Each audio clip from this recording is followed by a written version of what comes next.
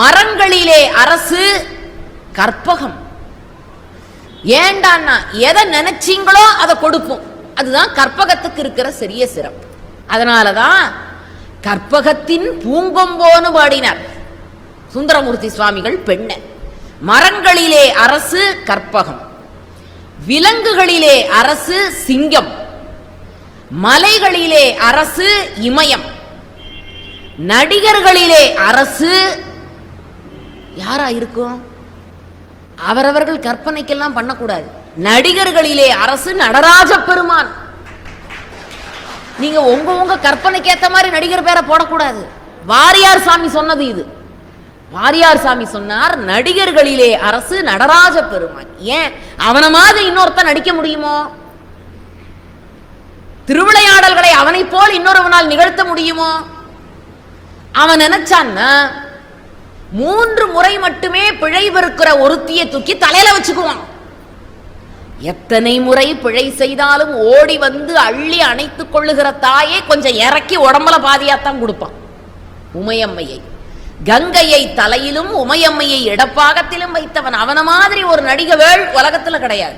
அதனால நடிகர்களில் அரசு நடராஜ பெருமான், தியாகிகளிலே அரசு தியாகராஜ பெருமான், திருவாரூரிலே எழுந்தருளி இருக்கிற எம்பெருமான், தேவர்களிலே அரசு இந்திரன், யானைகளிலே அரசு கஜராஜா, நாகங்களிலே அரசு ஆதிசேஷன். அதனாலதான் ஆதிசேஷன் இந்த பூமியை தன்னுடைய ஒற்றை தலையிலே தாங்கி இருக்கிறது, 5 தலையில கூட இல்லை. ஆகவேதான் சொன்னார்கள் அவ்வளவு சிறப்பு. நாகங்களிலே அரசு ஆதிசேஷன், நாவுக்கு அரசு திருநாவுக்கரசர். அப்படிப்பட்ட அந்த மகான் திருநாவுக்கரசர் அவர் முற்பிறவியிலே வாகீச முனிவராக பிறந்தவர்.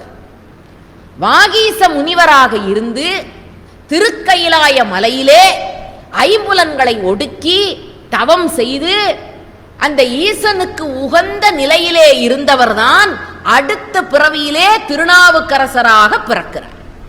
அதுல இன்னொரு தனித்த சிறப்பு என்ன தெரியுமா? கைலாய மலையில வாகீச மாமுனி உட்கார்ந்து இருக்கிறார் தவம் செய்து கொண்டு. அந்த பக்கமாக ராவணன் வருகிறான். அந்த பக்கம் வந்த ராவணன் இந்த கைலாய மலை குறுக்கிடுகிறது. ஆகவே இந்த கைலாய மலையை பெயர்த்து நான் எடுக்க போகிறேன் என்று 2 கைகளையும் அந்த கைலாய மலைக்கு அடியில கொடுத்து அதை பெயர்ப்பதற்காக போகிறான். அப்பொழுதுதான் ஈசன் தன்னுடைய ஒற்றை காலாலே அழுத்தி அந்த கைலாய மலையை நிலைகுலைய செய்யாமல் காத்து கைகளை இழக்க வைத்தான் ராவணனுக்கு.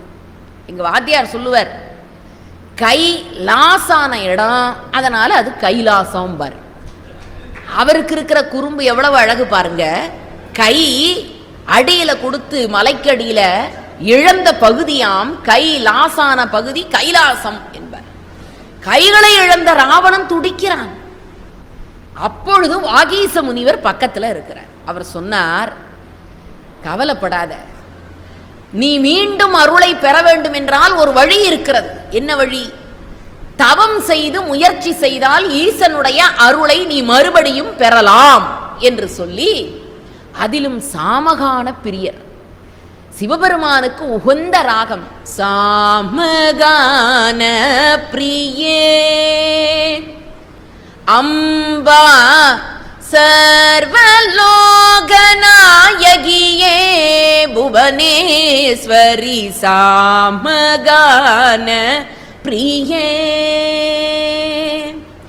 ஈசனும் உமையம்மையும் எழுந்தருளி இருக்கிற பொழுது அவர்கள் காதிலே சாமகானம் விழுந்தால் அவர்கள் மெய்மறந்து உனக்கு அருளை தருவார்கள் என்று ராவணன் உய்தி பெறுவதற்கு வழிகாட்டியவரே வாகீச மாமுனிவர். ஆனால் ராவணனுக்கு வழிகாட்டிய காரணத்தினாலேதான் வாகீச மாமுனிவரை பூலோகத்திற்கு சென்று பிறன்னு சிவபெருமான் அனுப்பினார். பாத்திரம் அறிந்து உதவி செய்ய வேண்டும். மண்ணுலகத்திற்கு வந்தார். அவர் பிறந்த ஊரை பத்தி எழுதுறாரு சேக்கிழார். அடாடாடாடா, வாழ்க்கையில வாய்ப்பு கிடைத்தால் திருமுனைப்பாடி நாடு. எல்லா நாட்டுக்கும் இல்லாத தனித்த சிறப்பு திருமுனைப்பாடி நாட்டுக்கு உண்டு. ஒரு நாடு எவ்வளவு சிறப்புடைய நாடா இருக்கணும். ஔவையாருடைய ஒரு பாட்டு எனக்கு நினைவுக்கு வந்தது. சங்க காலத்து ஔவையாரே 9 ஔவையார்கள் இருக்கிறார்கள். அதுல சங்க காலத்து ஔவை பாட்டி சொன்னா, ஒரு நாடுன்னா எவ்வளவு பெரிய நாடு, பெரிய மலை இருக்கு, சிறந்த நாடா இல்ல. வற்றாத ஜீவ நதி ஓடுகிறது, சிறந்த நாடு இல்ல. பெட்ரோல் அள்ள அள்ள பெட்ரோல் கிடைக்குது, அதான் சிறந்த நாடு இல்ல. வெட்ட வெட்ட தங்க சுரங்கம் இருக்குது, அது சிறந்த நாடா? சிறந்த நாடு. எங்க கைய வச்சாலும் கனிம வளங்கள், சிறந்த நாடு இல்ல. அப்ப எது சிறந்த நாடு?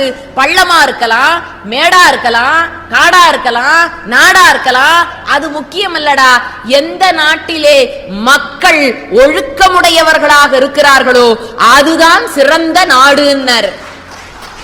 நாடாகொன்றோ அவலாகொன்றோ காடாகொன்றோ மிசையாகொன்றோ எவ்வழி நல்லவர் ஆடவர் அவ்வழி நல்லை வாழிய நிலனே. இப்ப போட்டுக்கங்க, இந்தியாவை எந்த லிஸ்ட்ல வைக்கிறது? எவ்வழி நல்லவர் ஆடவர் அவ்வழி நல்லை வாழிய நிலனே. வாழுகிற மக்களும் நேர்மையானவர்களாக இருக்க வேண்டும், ஆளுகிற தலைவனும் நேர்மையானவனாக இருக்க வேண்டும். அப்படிப்பட்ட நாடுதான் சிறந்த நாடு. அந்த நாட்டுக்கு ஒரு உதாரணம்னா திருமுனைப்பாடி நாடு. இந்த திருமுனைப்பாடி நாடு எங்க இருக்குது? வடவெண்ணை ஆற்றங்கரை. அங்க 2 பெரிய சிறப்பு. சுந்தரமூர்த்தி சுவாமிகள் தோன்றியதும் அந்த நாட்டில், திருநாவுக்கரசு பெருமான் அவர் உதித்ததும் அதே திருமுனைப்பாடி நாடு.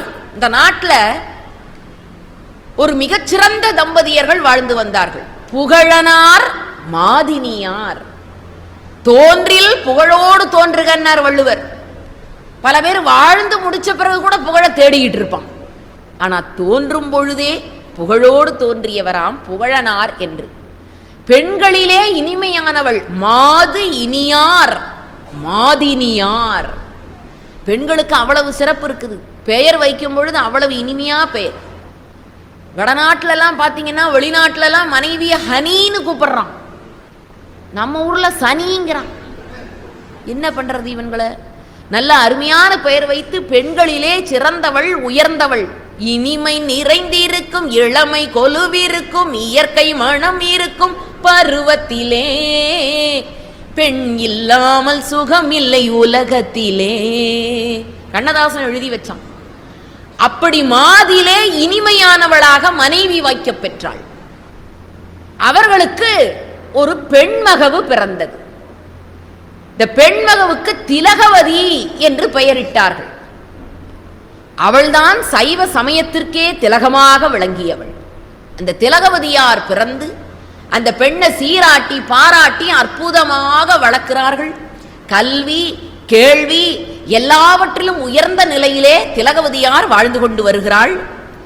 அவர்கள் வாழ்ந்த அந்த ஊர் என்ன ஊர் என்றால் திருவாமூர். திருமுனைப்பாடி நாடு திருவாமூர். அவர்கள் குடி குறுக்கையர் குடி. வேளாண் குலத்திலே புகழனாரும் மாதினியாரும் இந்த திலகவதியாரை பெற்றெடுத்து மிகச் சிறப்பாக வளர்த்து கொண்டு வருகிறார்கள். ஒரு 4-5 ஆண்டுகள் கழித்து அவர்களுக்கு இன்னும் ஒரு ஆண்மகவு பிறக்கிறது. இவர்கள் பிறந்த ஊரை சேக்கிழார் எழுதுகிறாரே, அதுதான் ரொம்ப சிறப்பு. திருமுனைப்பாடி நாட்டில் என்னடா பெருமைன்னா, ஒரு அழகான கற்பனை செய்கிறார். கரும்பு வயல் அதிகமா இருக்குமா திருமுனைப்பாடி நாட்டில். இந்த கரும்பு வயல் நல்ல ஒசரமா வளர்ந்து முற்றி நிக்குது. சோழ நாடு சோறுடைத்து, பாண்டி நாடு முத்துடைத்து, சேர நாடு வேழம் உடைத்து. வேழம்னா யானைன்னு பொருள். சோழ நாடு சோறுடைத்து. சோறுன்னா சாப்பிடுற சோறு மட்டுமல்ல, சோறுங்கிறதுக்கு முக்தின்னு இன்னொரு பொருள் உண்டு. சோழ நாட்டில் தான் கோயில் அதிகம். அதனாலதான் சோழ நாடு முக்தியை தருகிற நாடு. அதனால சோழ நாடு சோறுடைத்துன்னா. அவ்வளவு வளம். அன்னுக்கெல்லாம் மாடு கட்டி போரடித்தால் மாளாது சென்னல் என்று யானை கட்டி போரடித்த மண் அப்படின்னு. ஒரு நிலத்துல பயிர் விளைஞ்சதுன்னா ஒரு யானை போய் உள்ள நின்னா வெளியில இருந்து பார்த்தா தெரியாதான்.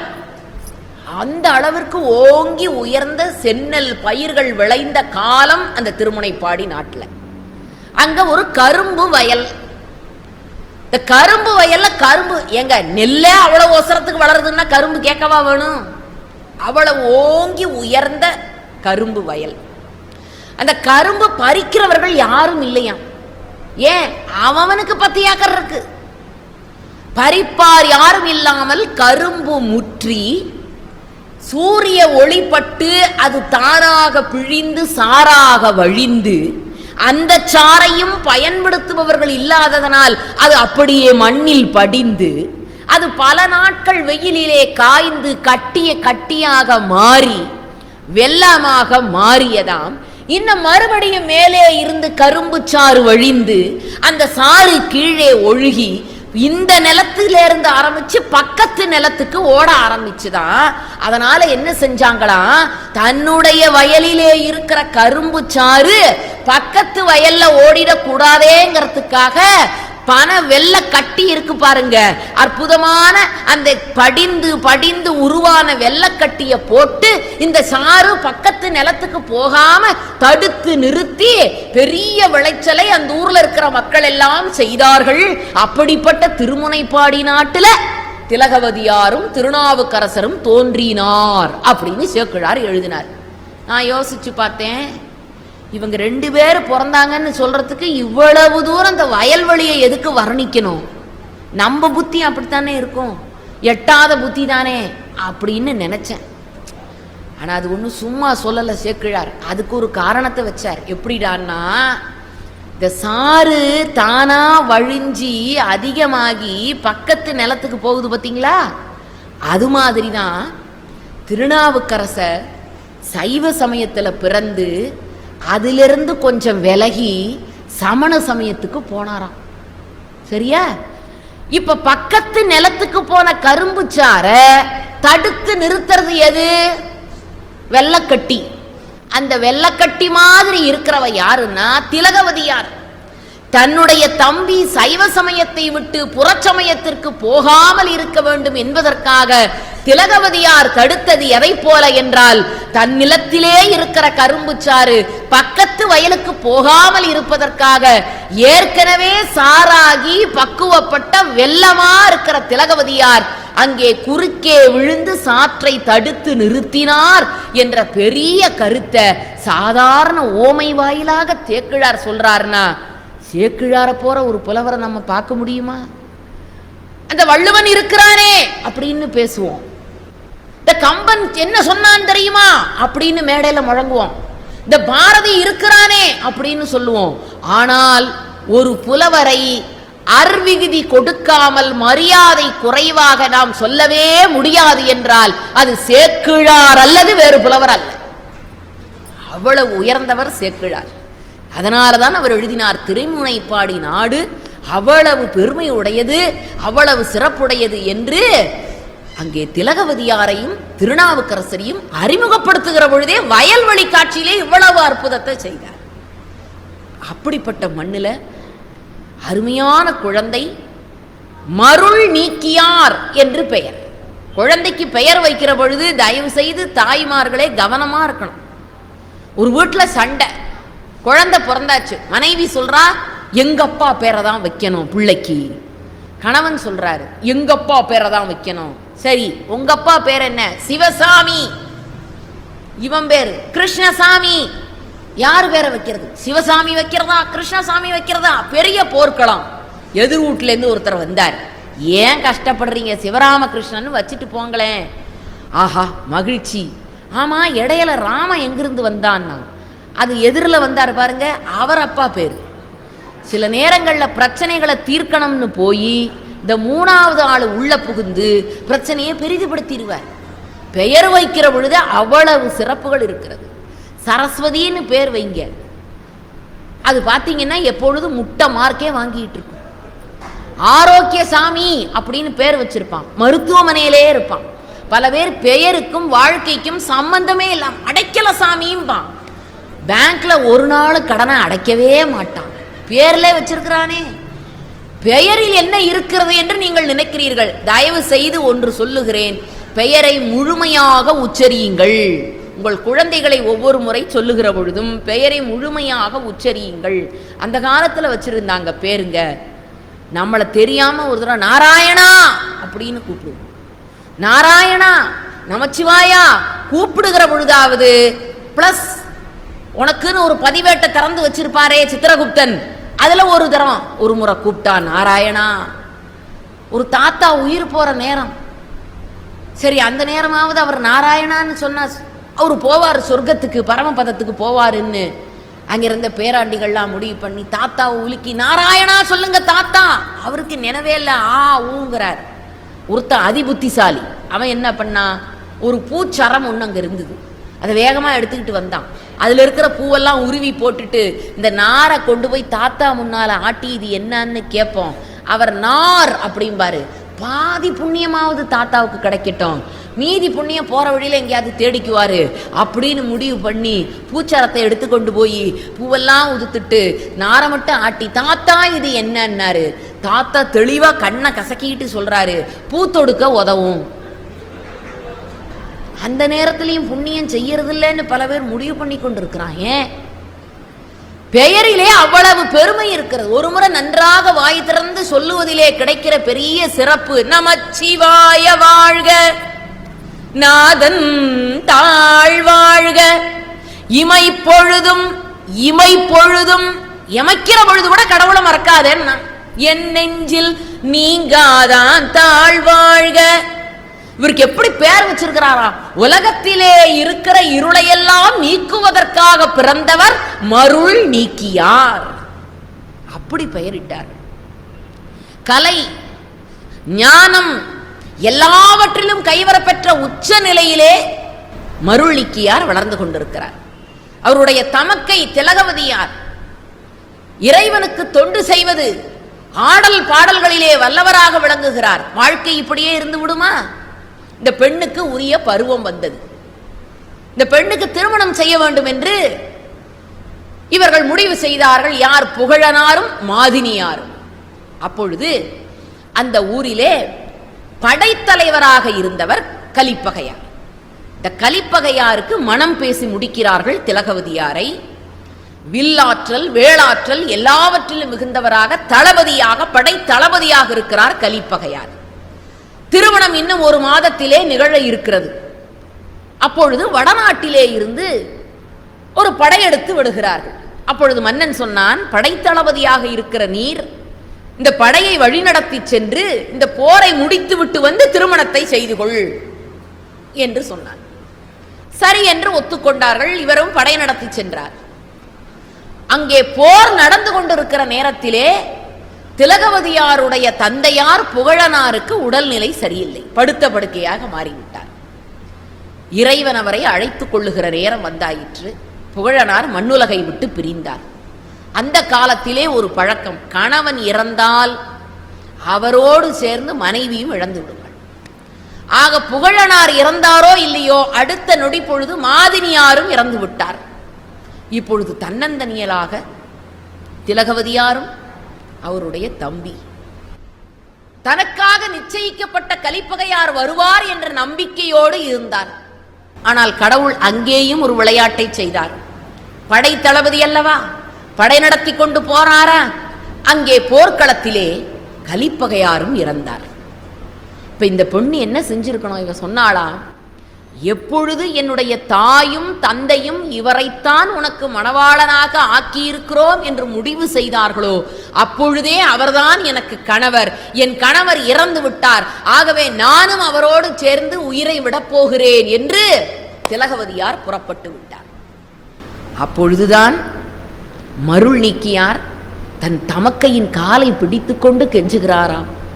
தாயும் இல்லை, தந்தையும் இல்லை, தமக்கை நீ ஒருத்திதான் என்னை காப்பாய் என்று நினைக்கிற நேரத்தில் நீயும் என்னை விட்டு விட்டு போகிறேன் என்று சொல்லுகிறாயே தாயே என்று காலை பற்றி கொண்டு கதறிய பொழுதுதான் சேக்கிழார் எழுதுகிறார், பொன்மணி நூல் தாங்காது, கழுத்துல தாலி இல்லை ஆனால் விதவை, பொன்மணி நூல் தாங்காது அனைத்துயிர்களுக்கும் அருள் தாங்கி உலகத்தில் இருக்கிற எல்லா உயிர்களுக்கும் தாய் என்ற அருளை உள்ளத்துக்குள்ளே தாங்கியவள். ஆனால் அவள் கழுத்திலே அம்பொன் மணிநூல் தாங்காது என் தம்பியர் உளராக, என் தம்பிக்காகவாவது நான் வாழப்போகிறேன் என்று தவ வாழ்க்கையை மேற்கொண்டாளாம். அவள் திலகம் வதியாள், அவள் திலகம் வதியாள். ஆனால் அவள்தான் சைவ சமயத்திற்கு திலகவதியாளாக இருந்தாள். அப்படிப்பட்ட அருமை பெண். இந்த தம்பியை பார்த்து பார்த்து வளர்க்கிறாள். எவ்வளவு சிறப்பு! இத்தனை சிறப்போடு இருக்கிற தம்பி எல்லா கலைகளையும் கற்றுக்கொள்பவர். சிவபெருமான் அவர் மேல் கருணையை காட்டுவதற்கு கொஞ்சம் காலதாமதம் ஆச்சு. என்ன அழகான தொடர்! சிவபெருமான் அவர் மேல் கருணையை காட்டுவதற்கு சேக்கிழார் எழுதுகிறார் கொஞ்சம் காலதாமதம் ஆச்சான். அதுக்குள்ள என்ன ஆச்சு? சமண சமயத்துக்கு போய் சேர்ந்தார். சமணர்களுடைய மடத்துக்கு போறார் மருள் நீக்கியார். அங்கே இருக்கிற சமண சமயத்தினுடைய கொள்கைகளை எல்லாம் படித்துக் கொள்ளுகிறார். சமண சமய துறவிகளுக்கெல்லாம் தலைவராகிறார். அப்பொழுது அவருக்கு பெயர் மாற்றம் செய்யப்படுகிறது. எப்பொழுதுமே ஒரு சமயத்தை விட்டு இன்னொரு சமயத்துக்கு மாறினால் முதல்ல பெயரைத்தான் மாற்றுவாங்க. அது அந்த காலத்திலேயே உண்டு. இப்ப மருள் நீக்கியாராக இருந்தவர் சமண சமயத்துக்கு போன உடனே அவர் பெயரை எப்படி மாற்றுகிறார்கள்? தருமசேனர். எல்லா கலைகளையும் சமண கலைகளை எல்லாம் கற்றுக்கொள்ளுகிறார். அவர்களுக்கு தலைமை பொறுப்பை வகிக்கிறார். அவ்வளவு மகிழ்ச்சியாக இருக்கிறார். தங்க அக்காவையே மறந்துட்டார். தனக்காகவே வாழ்க்கையை தியாகம் செய்த திலகவதியாரை மறந்தார். திலகவதியாருக்கு மன வருத்தம். இந்த தம்பிக்காகத்தானே அம்பொன் மணிநூல் தாங்காது உயிர்களுக்கு அருளை தாங்கி என் தம்பிக்காகத்தானே என் உயிரை விடாமல் நான் காத்து வைத்திருந்தேன் ஈசனே. அந்த தம்பியே என்னை விட்டு போயிட்டான்னா இனிமே நான் இங்கே இருந்து நான் என்ன புண்ணியம் செய்ய போகிறேன் என்று திருவாமூரிலே இருந்து புறப்பட்டு திருவதிகை வீரட்டானத்துக்கு போயிட்டா அந்த தாய். போனவள் அங்கே போய் அங்கே இருக்கக்கூடிய திருவதிகை வீரட்டானேஸ்வரர் திருக்கோயிலுக்கு திருத்தொண்டு செய்வதற்காக போனார். சபையோர்களே, தொண்டுங்கிறது அவ்வளவு உயர்ந்தது.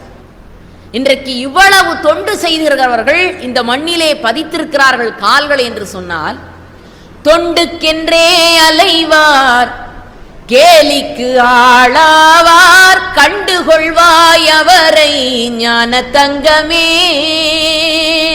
தொண்டுக்கென்றே அலைவார் கேலிக்கு ஆளாவார் கண்டுகொள்வாய் அவரை ஞான தங்கமே.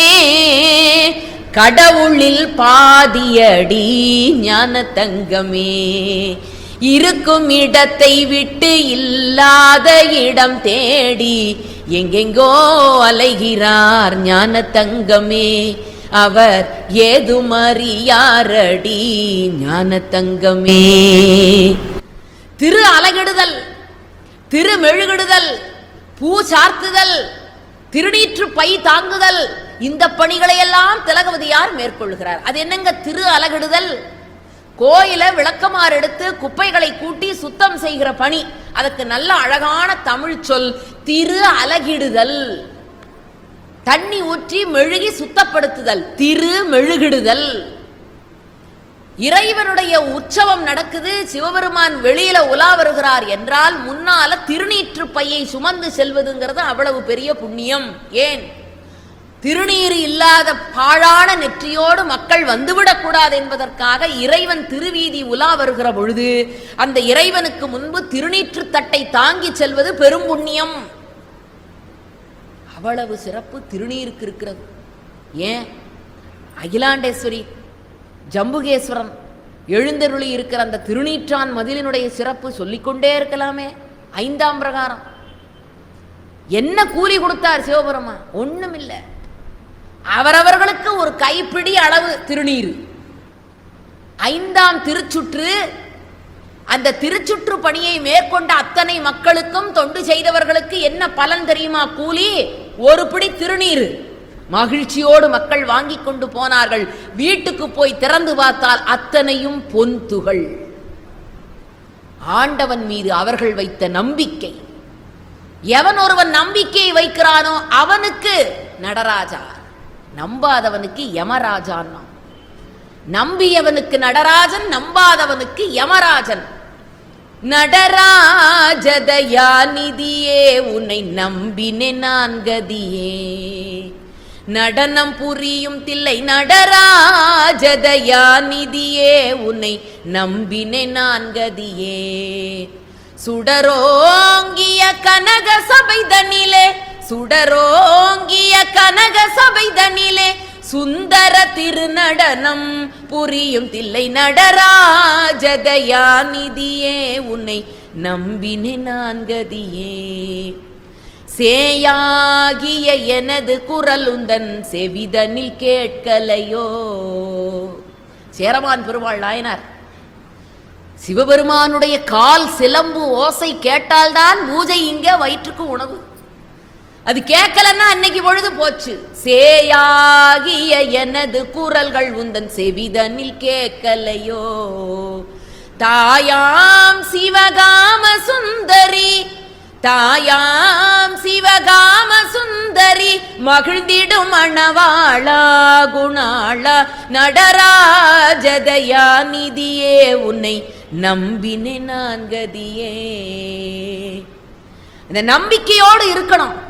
அந்த நம்பிக்கை தன் தம்பி இல்லை என்று சொன்னாலும் கூட திரு அலகிடுதல், திருமெழுகிடுதல், திருநீற்று தட்டு தாங்குதல், பூமாலைகள் தொடுத்தல், தண்ணீர் பந்தல் வைத்தல், மக்களுக்கு வயிறார உணவளித்தல் என்று தன்னால் என்ற அனைத்து தொண்டினையும் செய்து கொண்டு திலகவதியார் திருவதிகை வீரட்டானத்து கோயிலிலேயே இருந்தார். ஒரு நாளைக்கு அவர் மனசுல ஒரு சின்ன குறை, தம்பிய எப்படியாவது மறுபடியும் சைவ சமயத்துக்கு அழைத்து வந்து ஈசனுடைய திருப்பாத கமலத்தில் அவரை சேர்க்கணும்னு நினைச்சு இறைவனிடத்துல ஒரு விண்ணப்பத்தை வைத்தார். கடவுளிடத்துல என்ன விண்ணப்பம் வைக்கணுங்கிறதுக்கு ஒரு இலக்கணம் இருக்கு. மகாகவி பாரதி தான் விநாயக பெருமானிடத்துல விண்ணப்பம் வச்சான். ஏன்?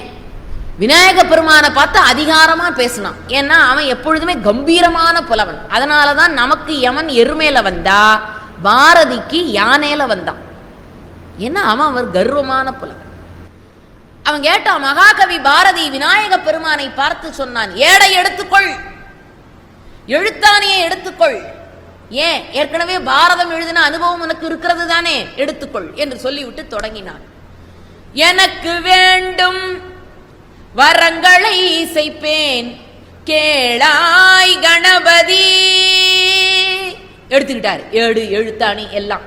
முதல்ல மனதில் சலனம் இல்லாமல், இது ரொம்ப பெரிய விஷயம். இப்ப இந்த அரங்கத்துல இருக்கேன், இந்த பேச்சிலேயே எல்லார் மனசும் இருக்கா? ஒரு சின்ன கற்பனை தான். எல்லார் மனசுமே இந்த பேச்சில் நான் உள்பட சொல்றேன் இருக்கா? எத்தனை மணிக்கு இந்த அம்மா முடிக்கும், மணி என்ன ஆச்சு, பரவாயில்ல குடிலா இருந்ததுனால தப்பிச்சோம், இங்கே சாப்பிட்டு போயிடலாம். வேற இடமா இருந்தா சாப்பாட்டுக்கு எங்க போறது? தண்ணி ஊத்திருப்பாங்களா, இல்ல அது பழைய சோறை சாப்பிடுறதா? நாளைக்கு ஒரு வேலை வச்சோமே, அது நடக்குமா? ஏன்? மனதில் சலனம் இல்லாமல். மனசு அலட்சி இருக்கே, அது ஒரு இடத்துல ஒரு புள்ளியில கொண்டு வந்து நிறுத்திட முடியுமா? நிறுத்திட்டா அப்புறம் மகான்களுக்கு நமக்கு என்ன வித்தியாசம்? ஒண்ணு இல்லைங்க, இவ்வளவு 102 டிகிரி வெயில் அடிக்குது. பெரிய பஞ்சு பொதிய கொண்டு போய் துறையூர் நடு தெருவில் போடுங்க, அது என்ன எரிஞ்சா போகுது? இல்லை. ஆனா அதே முப்பட்டக கண்ணாடி, பிரிசம்னு ஆங்கிலத்துல சொல்றானே, அந்த முப்பட்டக கண்ணாடி வழியா அதுக்கு அடியில ஒரு சின்ன பஞ்சு உருண்டைய போடுங்க, போட்டா அடுத்த நிமிஷம் எரிஞ்சு போயிடுதே. எப்படி? அதே நெருப்பு தானே, அதே சூரிய வெளிச்சம் தானே. ஏன் அது வெளியில கிடக்கிற பஞ்சை எரிக்கல? ஒண்ணுதாங்க.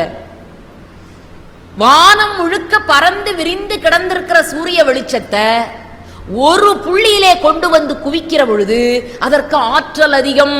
ஆகவே பறந்து விரிந்து கிடக்கிற பொழுது இருக்கிற ஆற்றலை விட ஒரு புள்ளியிலே கொண்டு வந்து குவிக்கிற பொழுது ஆற்றல் அதிகமாகி அந்த சூரிய ஒளி தனக்கு அடியில இருக்கிற பஞ்சை எரித்து விடுகிறது. அப்படித்தான் என் உடம்பு முழுவதும் பரவி கிடக்கிற ஆன்ம ஆற்றலை மனம் என்ற ஒரு புள்ளியில கொண்டு வந்து குவிக்கிற பொழுது நாம் எதை நினைக்கிறோமோ அதை அடைந்து விடுகிறோம். அதைத்தான் ஞானிகள் செய்தார்கள். அதைத்தான் குழந்தைகளுக்கு கற்றுக் கொடுங்க. படிக்கும் பொழுது மன ஒருமைப்பாடு வேணும். அந்த மனசை நம்மளாலேயே ஒரு புள்ளியில கொண்டு வந்து குவிக்க முடியலன்னா, பையனை படிடான்னா அவன் எப்படி படிப்பான்? பக்கத்திலே சினிமா பாட்டு, எதிரிலேயே தொலைக்காட்சி பெட்டி, இந்த பக்கம் அசைவ உணவு, இத்தனையும் வச்சுட்டு அவனை படிடாத ஒரு ரூம்ல போட்டு புட்டி படி படி படி. அதுவும் இந்த +2 10th எல்லாம் வந்துட்டா யார் வீட்டுக்கு யாரும் போக முடியாது. போனீங்கன்னா சொல்லிடுவாங்க, எங்கெங்க உங்க பையனை, அவன் யார் முகத்திலையும் முழிக்க மாட்டான், 10th படிக்கிறான், கடைசியில எங்க முகத்திலே முழிக்காம போயிடுவான். அப்படி சூழ்நிலைக்கு அந்த பிள்ளைய போட்டு பூட்டி பூட்டி பூட்டி. மனதில் சலனம் இல்லாமல் முதல் பாடம், மதியில் இருளே தோன்றாமல் நினைக்கும் பொழுது நின் மௌன நிலை வந்திட நீ செயல் வேண்டும். மகாகவி பாரதி கேட்டான். அது மாதிரி ஒரு விண்ணப்பத்தை திலகவதியார் ஈசனிடத்துல, திருவதிகை வீரட்டானத்து ஈசனிடத்துல வைத்தார். என் தம்பி அவன் மேல் கொஞ்சம் தயை வைத்து அவனை இந்த பக்கத்துக்கு அழைத்து வந்து விடக் கூடாதான்னு ஒரு விண்ணப்பத்தை வைத்தார். சிவபெருமான் சும்மா விடுவாரா? இந்த தாய் வைத்த விண்ணப்பத்தை ஏற்றுக்கொண்டார். மருள் நீக்கியார் தருமசேனராக மாறியிருக்கிறார். தருமசேனருக்கு வயிற்று வலி என்று சொல்லக்கூடிய சூலை நோய், சூலை நோயை கொடுத்து தடுத்து ஆட்கொண்டார். பாலை கொடுத்து திருஞான சம்பந்தரை ஆட்கொண்டார். ஓலை கொடுத்து சுந்தரரை ஆட்கொண்டார். சூலை கொடுத்து திருநாவுக்கரசரை ஆட்கொண்டார். காலை கொடுத்து மாணிக்கவாசக பெருமானை ஆட்கொண்டார். இதுதான் சைவத்துல 4 நெறி. பாலை கொடுத்து ஞானசம்பந்த பெருமானை ஆட்கொண்ட விதம். இவருக்கு சூலை நோய் வந்தாச்சு. அது எப்படி சாமானிய வயிற்று வலி, அதை எப்படி ஒரு பெரட்டு பெரட்டி சுருக்கி போட்டு கொக்கி இழுக்கிற மாதிரி இழுக்குதான். கூற்றாயினவாறு விலகலீர் கொடுமை பல செய்தன நான் அறியேன். தெரிஞ்சு செஞ்ச பாவம் இருக்கு, தெரியாத செய்த பாவம் எவ்வளவோ இருக்கே. இதெல்லாம் நம்ம எங்க போய் அனுபவிக்க போறோம்? இந்த கடனை எங்க போய் தீர்க்க போறோம்? ஒருத்தர் ராமேஸ்வரத்துக்கு போனான். எதுக்கு? பாவத்தெல்லாம் தீக்கணும்னு முடிவு பண்ண. கையில ஒரு மஞ்சப்பை கொண்டு போனான். மஞ்சப்பை நிறைய பணம். ராமேஸ்வரம் கடல்ல போய் குளிக்கணும். கையில மஞ்சப்பை, மஞ்சப்பை நிறைய பணம். இதை என்ன செய்யறது? பையோட போய் குளிக்க முடியாது. யார்கிட்ட கொடுத்துட்டு போறது? நம்பிக்கைக்கு உரியவர்கள் யாரும் அங்க இல்லை. அதனால அவன் என்ன செஞ்சான்? மண்ணை தோண்டினான். தோண்டி கடற்கரையில மஞ்சப்பைய உள்ள வச்சு மூடணும்.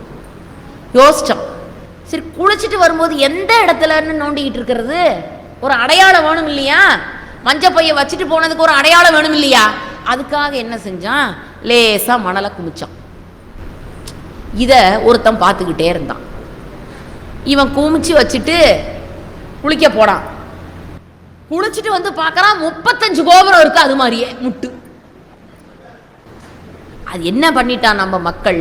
ராமேஸ்வரத்துல கடல்ல போய் குளிக்கணும்னா கரையில இப்படி முட்டு கட்டி வச்சுட்டு குளிக்கணும் போல இருக்குது. இதத்தாயா மற்றவங்க மூட நம்பிக்கைங்கிறான்.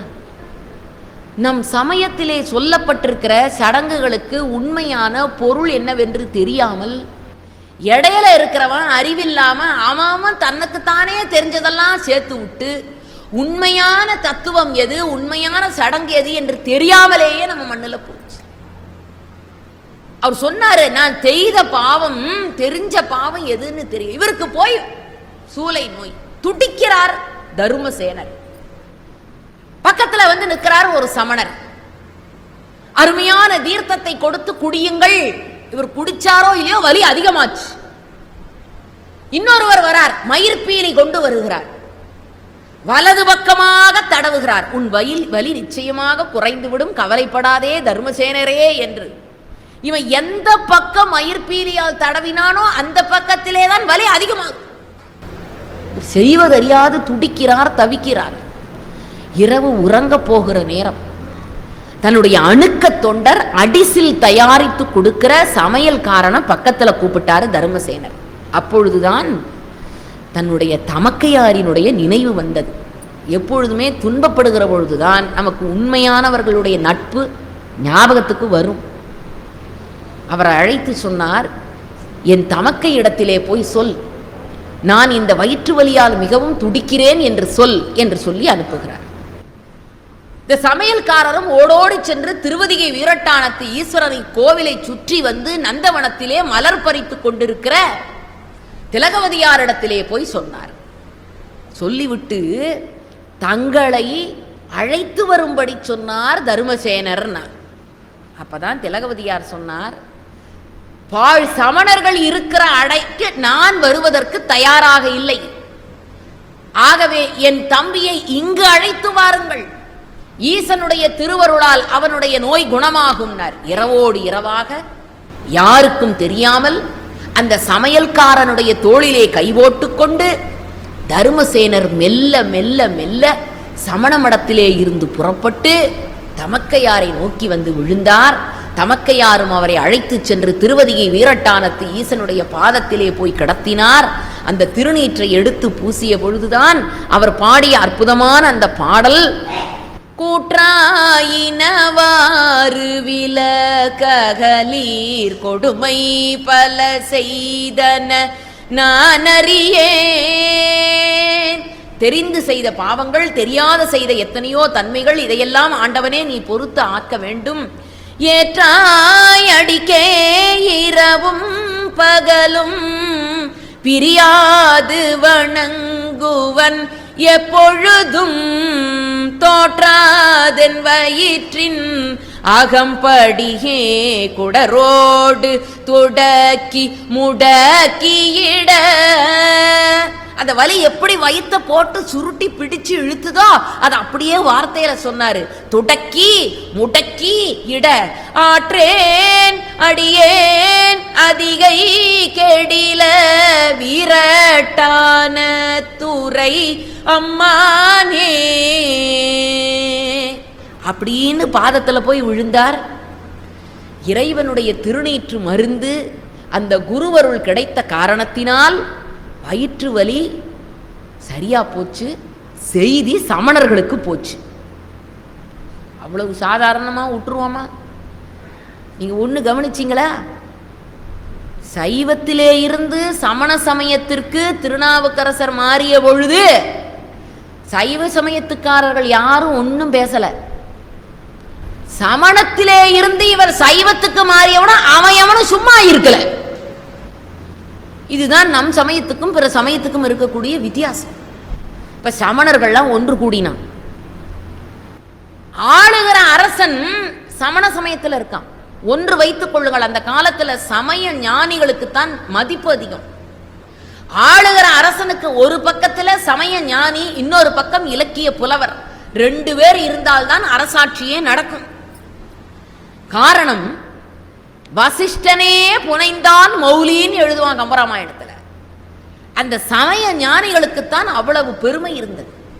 அவர் எடுத்து கொடுக்கத்தான் அந்த மௌலி என்று சொல்லப்படுகிற கிரீடத்தை அரசனுக்கு முடிசூட்டுவார்கள். அவ்வளவு பெருமை சமய ஞானிகளுக்கு இருந்தது. இப்ப ஆளுகிற அரசன் பல்லவ மன்னன். அவன் என்ன சமயத்துல இருக்கான்? சமண சமயத்துல இருக்கான். அவன் யார ரொம்ப மதிப்புடைய குருவா நினைக்கிறான்? தருமசேனரை. தருமசேனர் இப்ப எந்த சமயத்துக்கு போயாச்சு? மறுபடியும் சைவ சமயத்துக்கு. அப்ப ஆளுகிற அரசனும் எந்த சமயத்துக்கு மாறுவான்? சைவ சமயத்துக்கு மாறிடுவானே என்ற அச்சம் சமணர்களை பற்றி கொண்டது. ஆகவே எப்படியாவது மறுபடியும் தருமசேனரை தன் சமயத்திற்கு கொண்டு வந்து விட வேண்டும் என்ற முயற்சியிலே சமணர்கள் அனைவருமாக கூடி இறங்க ஆரம்பித்தார்கள். அதனுடைய முதல் வேலை என்ன தெரியுமா? அவர்கள் செய்த வேலை, அரசனிடத்துல போய் முறையிட்டார்கள். எப்படியாவது மீண்டும் தருமசேனரை சமண சமயத்துக்கு கொண்டு வந்து விட வேண்டும். மன்னா, உனக்கு எதிராக சைவ சமயத்தை திரட்டுவதற்கான வேலை நடக்கிறதுன்னு போய் சொன்னான். இதை கேட்டுக்கொண்டு சும்மா இருப்பானா மன்னன்? அவன் செய்த முதல் வேலை.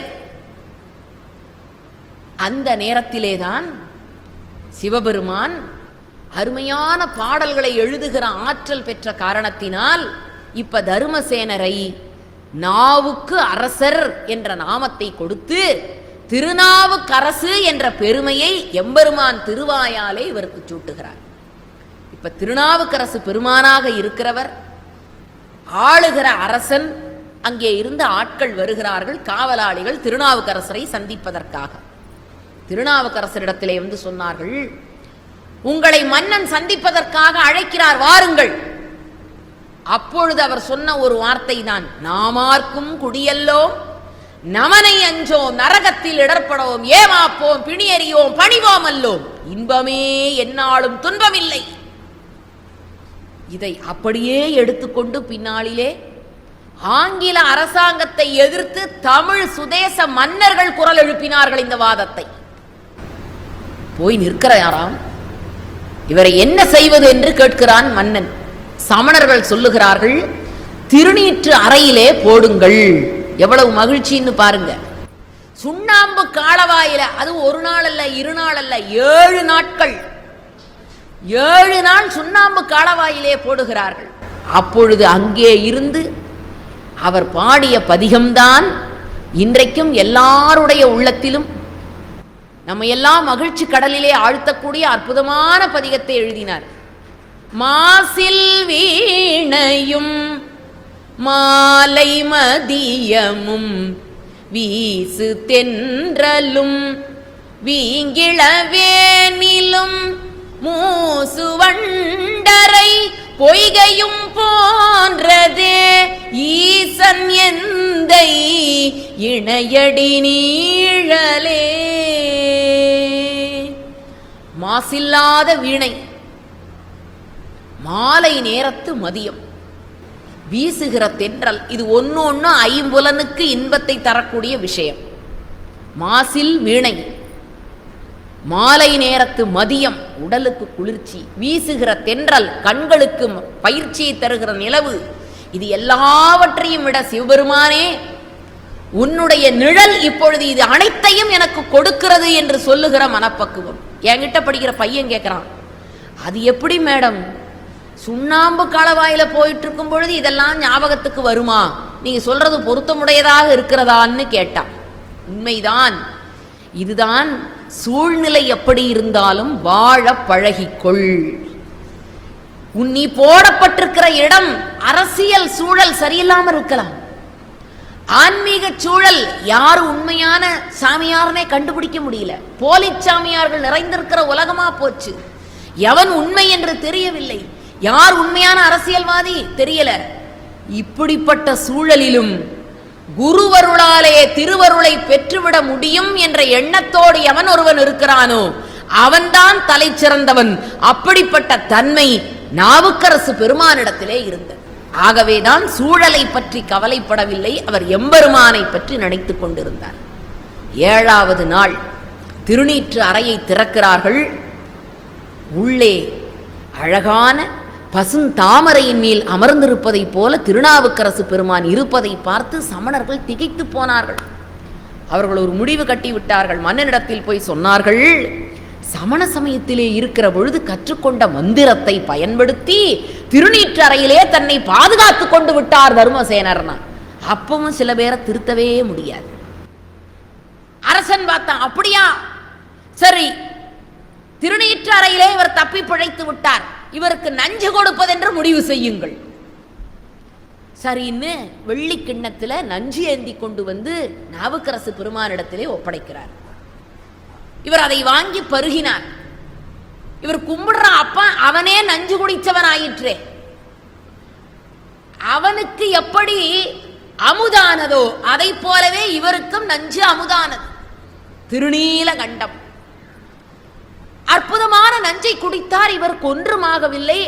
அத்தனை பேரும் திகைத்து போனார்கள். நீற்றறையிலே இருந்து புறப்பட்டு வந்தார். விஷத்தை குடித்தால் கூட அது அவரை ஒன்றும் செய்யவில்லை. இவரை அடுத்து என்னதான் செய்வதுன்னா, யானை காலில் இடற வைப்போம். பட்டத்து யானையை அவிழ்த்து விட்டார்கள். பல்லவனுடைய பட்டத்து யானை நோக்கி வருகிறது திருநாவுக்கரசு பெருமானை. அவர் அந்த யானையை வணங்கினார், ஈசரை மனதிலே நினைத்தார். அடுத்த கணம் யார் ஏவினார்களோ அவர்களை நோக்கி திரும்பியது பட்டத்து யானை. பறந்து அடித்து கொண்டு போனார்கள். செய்வதறியாது திகைத்தார்கள். மன்னனிடத்திலே போய் முறையிட்டார்கள். கோவென்று அழுதார்கள். இனிமேல் சமணத்தை தழைக்க வைக்க முடியாதா? அப்பொழுது மன்னன் சொன்னான், இவரை கல்லோடு கட்டி மிதந்து வர முடியாதபடி அழுத்தமான பாரமான கல்லிலே கருங்கல்லிலே வைத்து கட்டி கடலுக்கு நடுவிலே கொண்டு போட்டு விட்டு வாருங்கள்.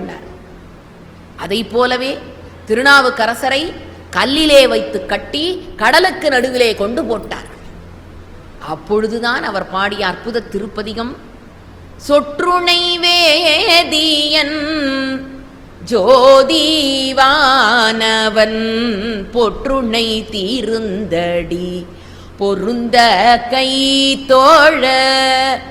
அந்த ஈசன் இருக்கிறானே அவன் சொல் துணை வேதியன்.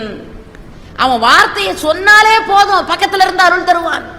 சொற்றுணை வேதியன் ஜோதிவானவன் பொற்றுணை தீருந்தடி பொருந்த கை தோழ கற்றுணை பூட்டியோர் கடலில் பாய்ச்சினும் நற்றுணையாவது நமச்சிவாயவே. இல்லக விளக்கது இருள் கெடுப்பது. இவ்வளவு பெரிய மின்சார விளக்கெல்லாம் இருக்கு, பளிச்சுன்னு வெளிச்சம் கொடுக்குது. கருப்பா இருக்கிறவங்கள கூட வண்ண நிறத்துல காட்டுது. அது சரி, இந்த விளக்க வைத்துக்கொண்டு இன்னொரு விளக்க ஏற்ற முடியுமா? எலக்ட்ரீஷியன் ஐயாட்ட போய் கேட்டீங்கன்னா உயிர் போயிடும், போங்க அந்த பக்கம்ன்றுவாங்க. ஒரு விளக்க வைத்துக்கொண்டு இன்னொரு விளக்கில் பொருத்த முடியாது. வீட்டில் இருக்கிற அகல் விளக்கு இருக்குதே, அது குறைந்த வெளிச்சத்தை தான் கொடுக்கும். ஆனால் ஒரு அகல் விளக்கு 100, 1000, லட்சம், கோடி விளக்குகளை ஒரு விளக்கு ஏற்றும். இல்லக விளக்கது இருள் கெடுப்பது சொல்லக விளக்கது ஜோதி உள்ளது. ஜோதி வழிபாடு நம் சமயத்தினுடைய மையம். அந்த ஜோதியை பாருங்கள், கரம் கூப்பி வழிபடுவது போல. தண்ணீர் எவ்வளவுதான் நீங்க மேல ஊத்தினாலும் கீழே தான் வரும். என்னதான் தூக்கி எறிஞ்சு பாருங்க தண்ணிய, அது கீழ் நோக்கித்தான் வரும். வானம் அங்கேயே தான் இருக்கும். வானம் ஒரு நாளும் மண்ணில் வராது. வானம் அங்கேயே தான் இருக்கும். தண்ணீர் எவ்வளவுதான் மேல ஊத்தினாலும் கீழே தான் இருக்கும். மண் கீழே தான் இருக்கும். காற்று சுழன்று சுழன்று சுழன்று அடித்து கொண்டே இருக்கும், ஒரு இடத்துல நிற்காது. மண் கீழேயே இருக்கும், விண் மேலேயே இருக்கும், காற்று சுழன்று கொண்டே இருக்கும். நீர் எவ்வளவுதான் மேலே ஊற்றினாலும் கீழே தான் வந்து கொண்டிருக்கும். ஆனால் நெருப்பு ஒன்றுதான் கீழே இருந்து மேலே செல்லும். எங்கேயாவது நெருப்பு மேலிருந்து கீழே வருமா? வரவே வராது. கீழிருந்து மேலே செல்லும். என்ன பொருள் தெரியுமா? வையத்து வாழ்வாங்கு வாழ்ந்தால் நீ வானுரையும் தெய்வத்துள் வைக்கப்படும் என்ற அற்புதமான வழிபாடுதான் ஜோதி வழிபாடு. ஆகவேதான் இறைவனை ஜோதி வடிவமாக கண்டோம். அடியிலே ஆழ்ந்து, நடுவிலே அகன்று, நுனியிலே கூம்பி, அந்த ஜோதி வழிபாட்டுக்கு அவ்வளவு சிறப்பு. நாத விந்து கலாதி நமோ நம வேத மந்திர ஸ்வரூபா நமோ நம நாம சம்பு குமாரா நமோ நம வெகு கோடி. அருணகிரிநாத பெருமான் திருப்புகழிலே ஜோதி வழிபாட்டை முன்னிலைப்படுத்தினார். அப்படிப்பட்ட சிறப்பு அந்த ஜோதிக்கு இருக்கிறது. அவ்வளவு உயர்வும் அந்த ஜோதியிலே வந்து கலக்க. ஆகவேதான் சொன்னாரு, இல்லக விளக்கது இருள் கெடுப்பது சொல்லக விளக்கது ஜோதி உள்ளது. பல்லக விளக்கது பலரும் காண்பது நல்லக விளக்கது நமச்சிவாயவே. அந்த பாடலை பாடி முடிக்கிறார். அவரை கட்டி இருக்கிற அந்த கல் தெப்பமாக மாறி மிதந்து கரையை நோக்கி வருகிறார். திருவதிகை வீரட்டாளத்து கரை ஒதுங்கியவுடன் கரையேறுகிறார். எம்பெருமானுடைய திருக்கோவிலுக்கு செல்லுகிறார். ஈசனை வணங்குகிறார். அவருடைய அருமையையும் பெருமையையும் புரிந்து கொண்ட பல்லவ மன்னன் திருநாவுக்கரசரை பார்ப்பதற்காக வருகிறான். காலிலே விழுந்து வணங்குகிறான். கருணையை உணர்ந்து கொள்ளுகிறான். மன்னனை மீண்டும் உண்மையான சமயத்திற்கு வரவழைத்த சிறப்பு தர்மசேனராக இருந்து மீண்டும் மாற்றம் பெற்ற திருநாவுக்கரசருக்கு வாய்த்தது. அந்த திருநாவுக்கரசர் அன்று தொடங்கி தொண்டு பணியை கையிலே எடுத்துக்கொள்கிறார். எவ்வளவு உயர்ந்த பணி தெரியுமா அவர் ஆற்றிய பணி?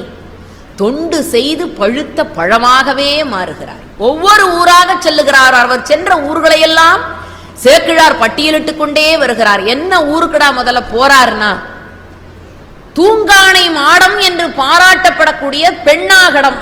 இன்னைக்கு பெண்ணாடம்ங்கிறோம். இந்த பெண்ணாகடத்துக்கு தான் முதல்ல போறார் திருநாவுக்கரசர். ஏன் தெரியுமா?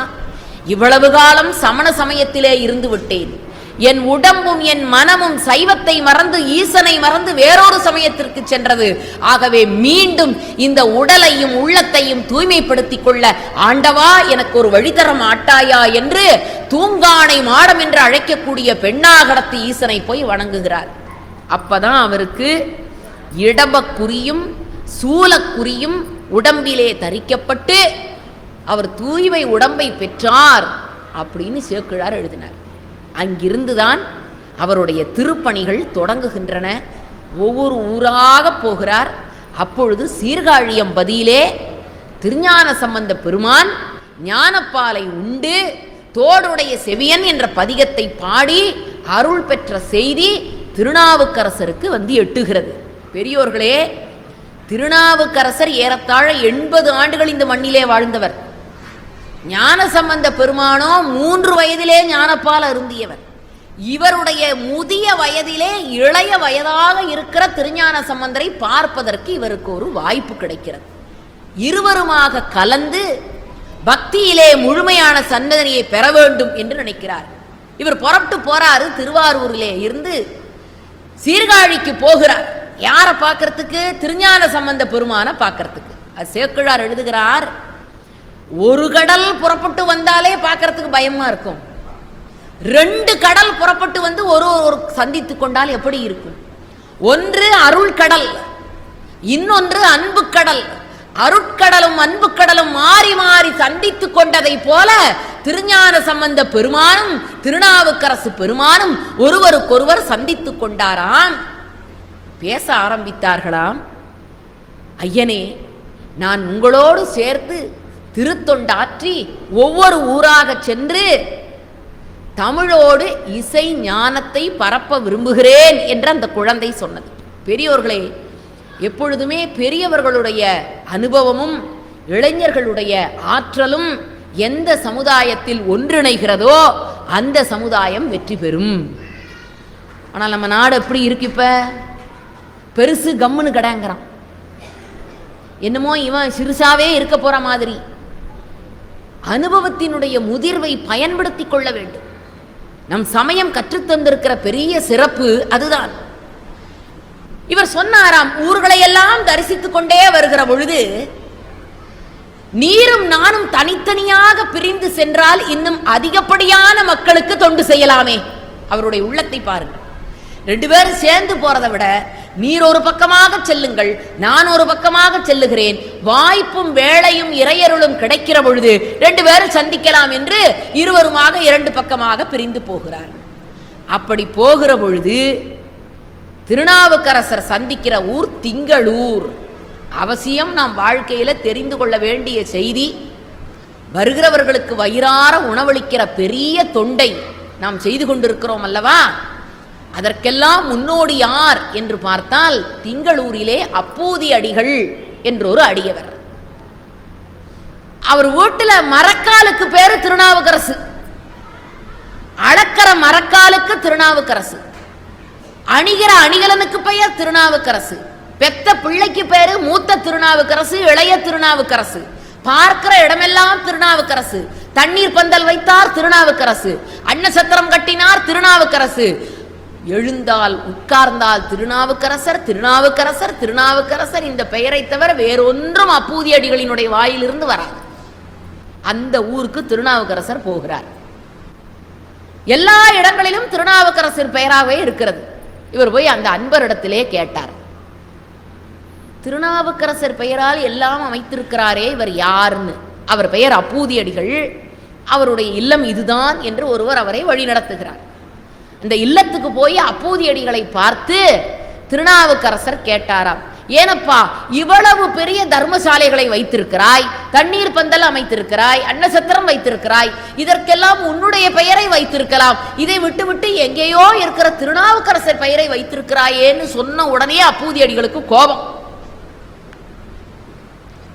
நான் வணங்குகிறவர் என் குருநாதர், அந்த குருநாதருடைய திருப்பெயரிலே நான் வைத்திருக்கிறேன், அதை புரிந்து கொள்ள மாட்டாயான்னு கோபம் வந்தது.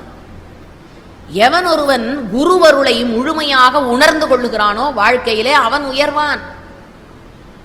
ராமகிருஷ்ண பரமஹம்சர் அவரிடத்துல போய் ஒரு சீடன் நின்னான், நான் மிகப்பெரிய ஞானியா உங்களை மாதிரி மாறணும், அதற்கு நான் என்ன குரு தட்சணை கொடுக்கணும்னு கேட்டான்.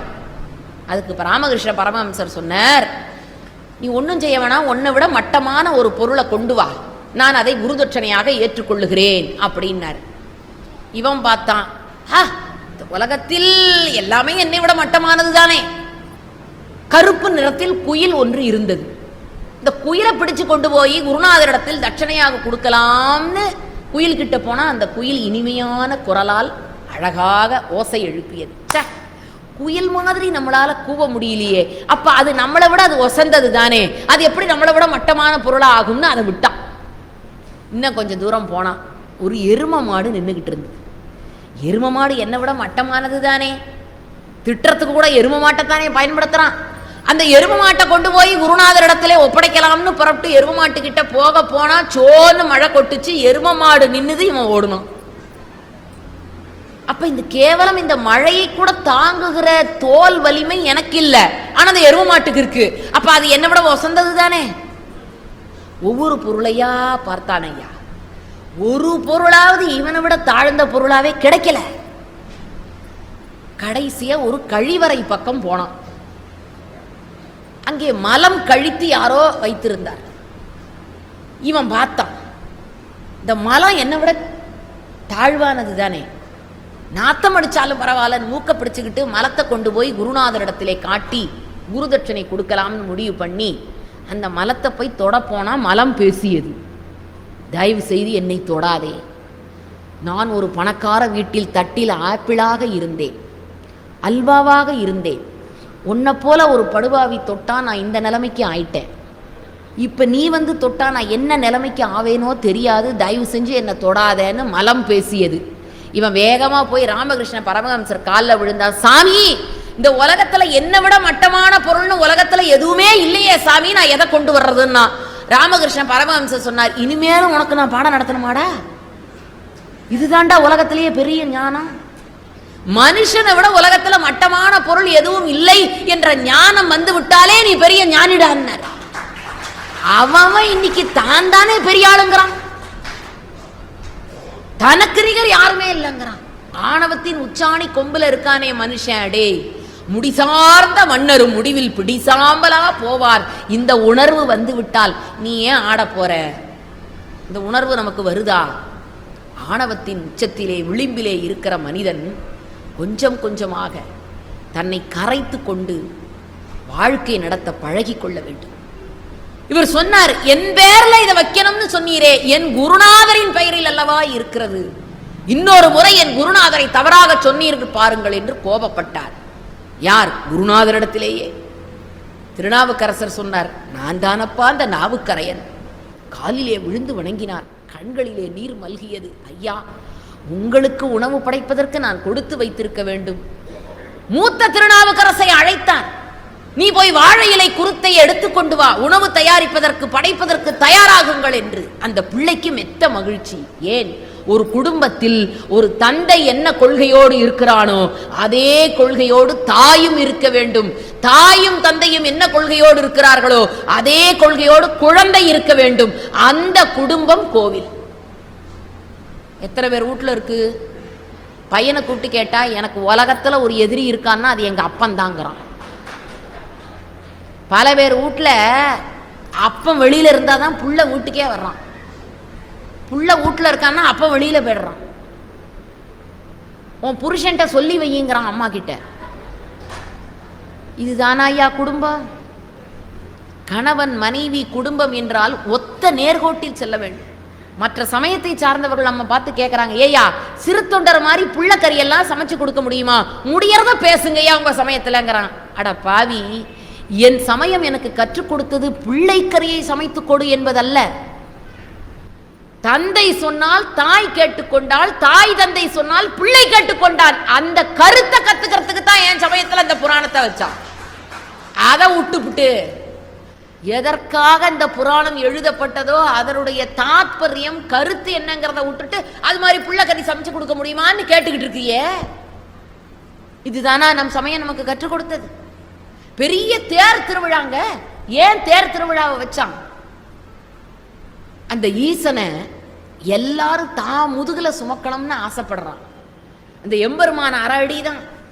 மற்ற சமயத்தில் இருக்கிறவன் கேட்கறான், அரை அடி சமயம், அரை அடி சாமிக்கு இப்படி ஏண்டா ஆகாசத்துக்கு ஒசரமா தேரை கட்டி இழுக்கிறீங்கன்னு. ஈசனை எல்லோரும் தன் முதுகில் சுமக்க வேண்டும் என்று ஆசைப்படுகிறார்கள். ஒரே நேரத்தில் எல்லாராலையும் சுமக்க முடியாது இல்லையா? அதனால ஒசரமா ஒரு தேரை செஞ்சு அதுல வச்சு வடத்தை பிடித்து இழுக்கிற பொழுது அந்த ஆண்டவனை என் தோளிலேயே சுமந்த இன்பத்தை பெறுவதற்குத்தான் தேர் திருவிழான்னு நம் சமயத்துல வச்சான். அர்த்தம் தெரியலையே. ஆனா இன்னைக்கு அந்த தேர் திருவிழாவை எல்லா சமயத்துக்காரனும் பின்பற்றான். அது வேற விஷயம். நாம் எடுத்து கொடுத்ததை அவர்கள் பின்பற்றி கொண்டிருக்கிறார்கள். அத்தனை தத்துவங்களும் இதற்குள்ளே புதைந்து கிடக்கிறது. மூத்த திருநாவுக்கரசை அழைத்தார். குருத்தி இலையை அறிந்து வா என்று சொன்னார். மனைவி உணவு தயாரித்து விட்டாள். உணவு படைக்க வேண்டும். இந்த பிள்ளைக்கு மகிழ்ச்சி, ஆஹா ஈசன் அடியாருக்கு உணவு படைக்க இலை பறிக்க வாய்ப்பு கிடைத்ததேன்னு இந்த குழந்தை மகிழ்ச்சியா போய் இலை பறிக்க போனான். அவனை பாம்பு தீண்டியது. தீண்டிய பாம்பு அப்படியே வழிகிற ரத்தத்தோடு இலையை கையிலே தாங்கி கொண்டு தாயிடத்திலே வந்து பொறுப்போடு அந்த பிள்ளை கொடுக்கிறான். ஏன்? ஒருவேளை இந்த இலையை நான் கொண்டு வந்து கொடுப்பதற்கு காலதாமதமானால் அடியாருக்கு உணவளிக்க காலதாமதம் ஆகிவிடுமே. உணவு படைக்கிறது பெருசு இல்ல, நேரத்துக்கு படைக்கிறது பெருசு. குடிலுக்கு வந்தா கொஞ்ச நேரம் உட்காந்துருங்க, இப்பதான் தயாராகிட்டு இருக்குது. என்னைக்காவது இந்த குரலை நீங்க கேட்டிருக்கீங்களா? 50 பேர் கூடுதலா வந்துட்டாங்க, இன்னமே தான் அவங்களுக்காக உலகேத்தணும் சொல்றது எங்கேயாவது உண்டா? வருகிறவர்களுடைய வயிற்று பசி நேரத்திற்கு உணவு படைக்க வேண்டும். இந்த பிள்ளை குருத்து இலையை தாங்கி கொண்டு கையில விஷம் வடிய தாயிடத்திலே கொண்டு வந்து கொடுத்து உணவு தயாரிப்பதற்கு நேரத்திற்கு கொண்டு வந்து கொடுத்தான். இப்போ உணவு தயாராகுது. இலையை விரித்தார்கள். திருநாவுக்கரசு பெருமானை அமர்த்தி உணவு படைக்க வேண்டும். அவர் ஈசனை தொழுதார். நடந்ததெல்லாம் அவருக்கு தெரிந்தது. அப்பூதி அடிகளை அழைத்தார். எங்கே உங்கள் மூத்த திருநாவுக்கரசு என்றார். அவர் சொன்ன ஒரு வார்த்தை, அவன் இப்போது இங்கு உதவான். என்ன அருமையான தொடர். பிள்ளைகளை பெறுவது பெருசில்லைங்க, அந்த பிள்ளை சமயத்துக்கு உங்களுக்கு உதவணும். அவன் பாட்டில் அமெரிக்காவில் இருப்பான். உங்க உயிர் போன பிறகு அவன் வந்து புண்ணியம் என்ன, அவன் எப்போ வரப்போறான்? எந்த பிள்ளை பக்கத்திலே இருந்து கொண்டு உங்களுக்கு உதவுகிறதோ அது பிள்ளை.